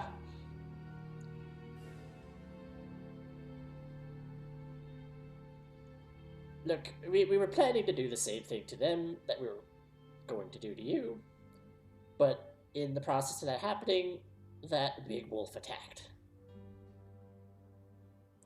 They looked like What they were happened? heading southwest. Well, we were tracking them till we heard the sound of one of our members' bodies hit the floor without their head.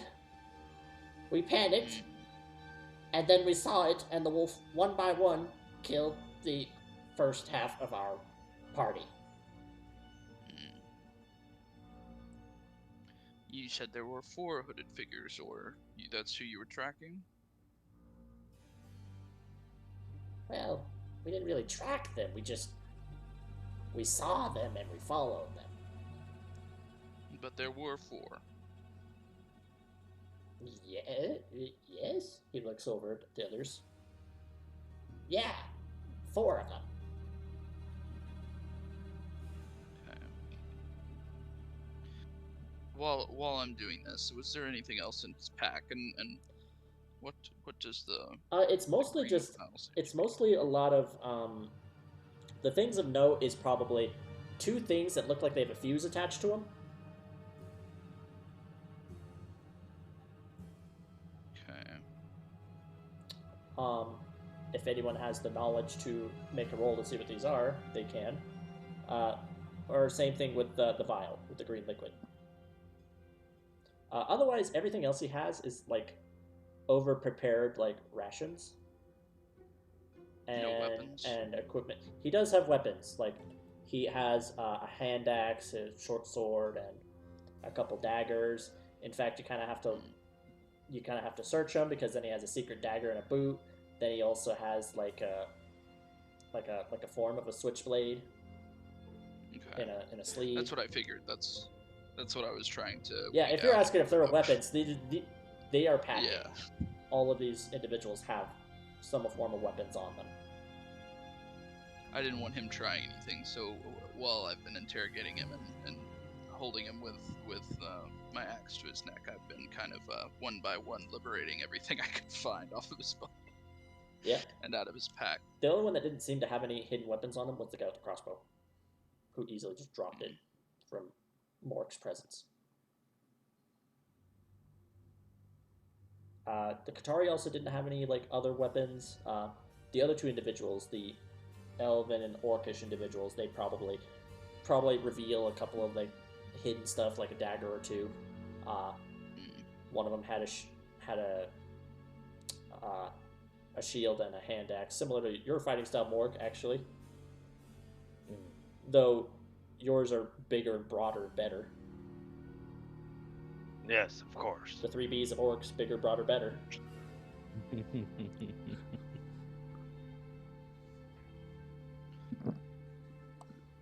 You said the wolf attacked you from the front? Well, What? It came from the back. Like, if we're following those 4 individuals and they're heading southwest, we're behind them. But from behind us, the wolf struck. But this was near the lakes that this happened. Yes. Okay.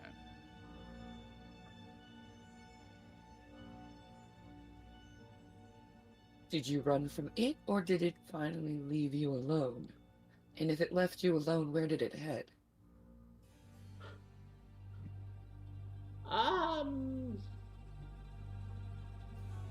She shrugs. We didn't really pay attention. The Qatari says, The beast left us alone after a small chase. Which direction did he chase you? Well, we fled northeast, Okay. and we happened upon this camp.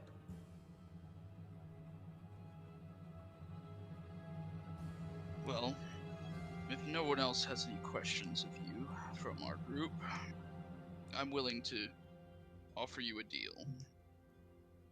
Oh, yes, I yes, would of like to course. know what is in the green vial. Easily. Well, it's gaseous poison. Okay, you shatter it, it releases a cloud of poison. Things that tend to breathe it in sometimes don't wake back up.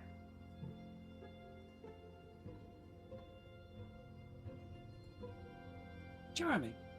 I would like to know how many days ago this was. The attack with the wolf and when you saw the other people. That was, well, that was about 3 days ago. Well, that's good news. At least we now know that as of 3 days ago they were alive rather than 3 weeks.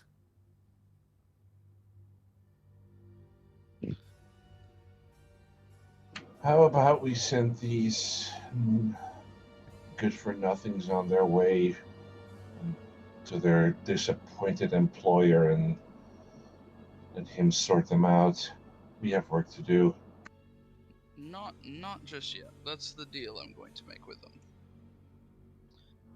If they want to make it to him, or if they want to go anywhere else they want to go, the deal is they could give us the contents of this pack, all their gold payment, because we'll be taking over the search, and then they can go on their way.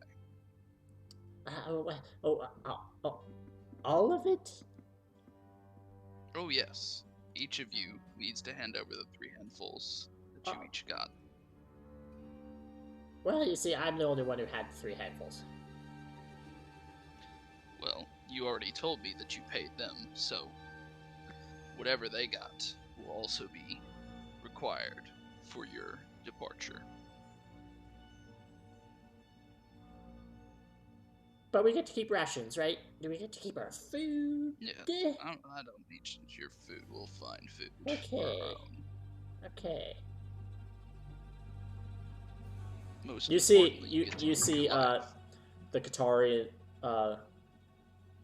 the orc and the elven individuals all begin to, like, their eyes twitch as they give glares at Zet about having to give up their gold. You pick up from each of them, including the guy with the crossbow, a handful of gold. So 4 from them, and then 3 from Zet. So 7 handfuls.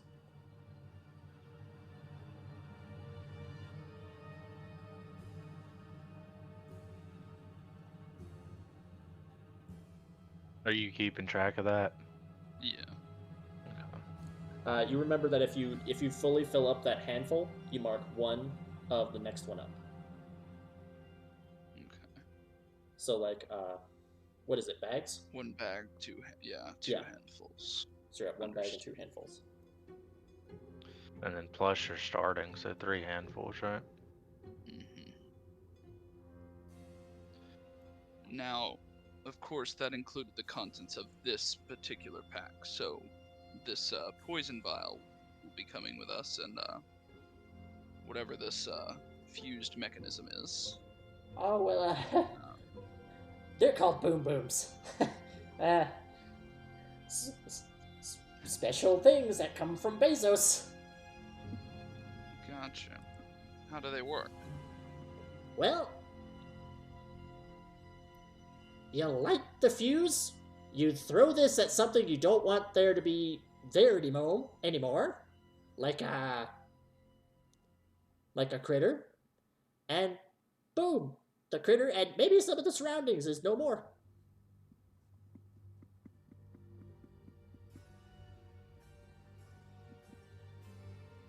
Sounds like something Mork could use. And Mork will take a boom boom. There are 2 of them. You're gonna take a boom boom? Yep.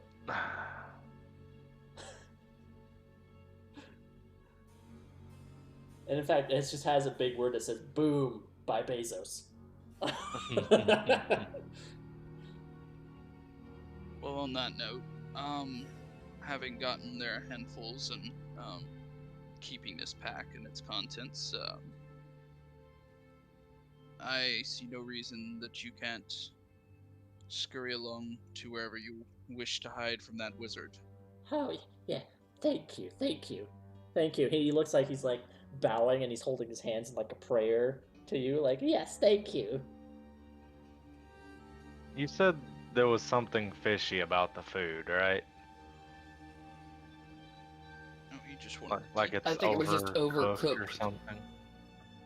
Overly prepared. Like there's too much of it. Mork's gonna sort through, like, open one of the rations and like break it apart or see if anything's inside the food. Interesting. Give me a knowledge. No, give me an instinct roll.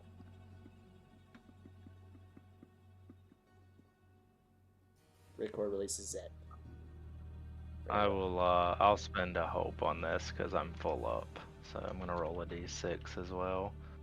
So that's 17 plus, and that's with hope, so I get the hope back. That's 22 total. With hope. With hope. Sorry, what were you spending the hope part on? I spent it to roll a d6. I think you can do that, right? I don't think so. Or That's no? if you're. I think that's if you're assisting On somebody else's. Yeah. Okay. All right. Well, never mind. Otherwise, for your own benefit, you would have to spend hope to use your experiences. It's okay. I spent a hope to assist him with that. Very well. To validate the roll. Okay. Amongst some of the rations, there is a hidden 2 extra handfuls. Good going, Mork. Good going. Old orc trick. Hide stuff and stuff other people don't want. You see, he just goes.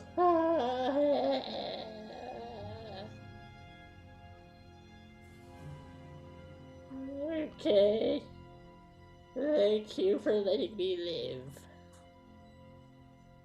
You are welcome. Thank you for paying tribute. Good to avoid bloodshed. Yeah. I'm just gonna take my pack and we're gonna go now. Oh no, the pack stays. That was part of the agreement. How am I supposed Here, to carry you all can these have rations? the food. Mork hands him a giant, He has to handful hold his of now arms broken out, apart and he can't even rations. hold it all. Whatever you can't carry, it's fine. We'll keep it and put it to good use. See a couple of his followers start to pick up some of the rations as well. But now they all have their arms full.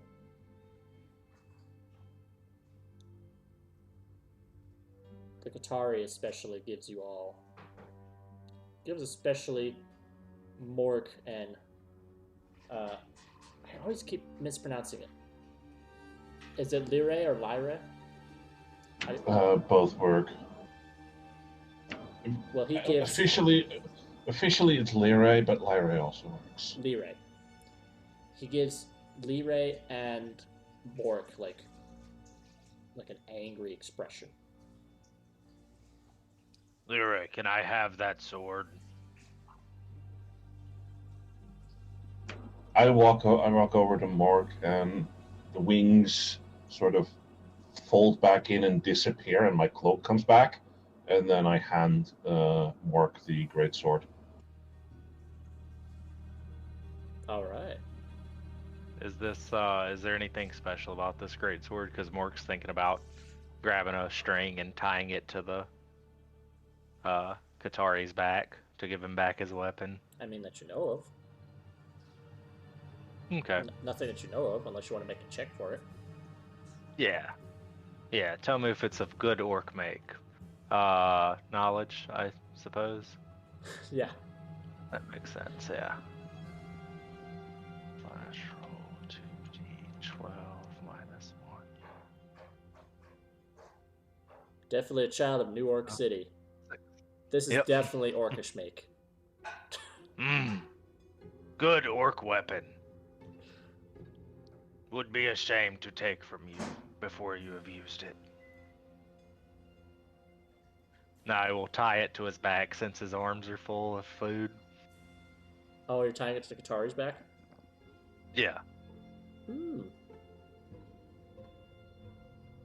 Are the rest of their weapons given back, or you just Qatari's greatsword? I'm just giving it back to him because he wanted to fight, so next time he meets Mork, Mork wants to be able to fight him properly. Okay. You just see at the top left of your screen, he will remember that. Like it's some telltale. Yeah. I'm going to have to call it now. I'm getting really tired. I will try and be more awake next week. Yeah, no worries. Because it is almost 2 a.m. over here. No worries. I believe we're gonna call it there for the day. I mean, it's a decent place to call it, I would say. Yeah. I was planning a combat, but I was like, nope. Critical success on tackling on top of doing intimidation follow-up. I was like, all right, well, this goblin's a coward, so he doesn't want to die. Yeah, I had another idea at first for the Qatari's greatsword, but I was like, wait, I did not take that domain card. So no, I was haven't planning. even looked at if a great sword is better or not. I was planning on giving it back the whole time, but like, if it was like if I grabbed it and it lit up in flames or something, it's like, oh, here, have my axe. Like, No, I was planning at first to have it like a bunch of roots, just have it anchored to the ground, and I was like, no, wrong domain card, because that is technically possible as a druid. Yeah. The like twisting vines, whatever card that was. Yeah. All right. Thank you so much for, if there is an audience. Again, this is relatively new channel, so probably no one watching it. But hey, if anyone's watching, that was our first little episode of our Daggerheart playtest. So appreciate all you dungeon delvers, and we're gonna catch you all later. See ya.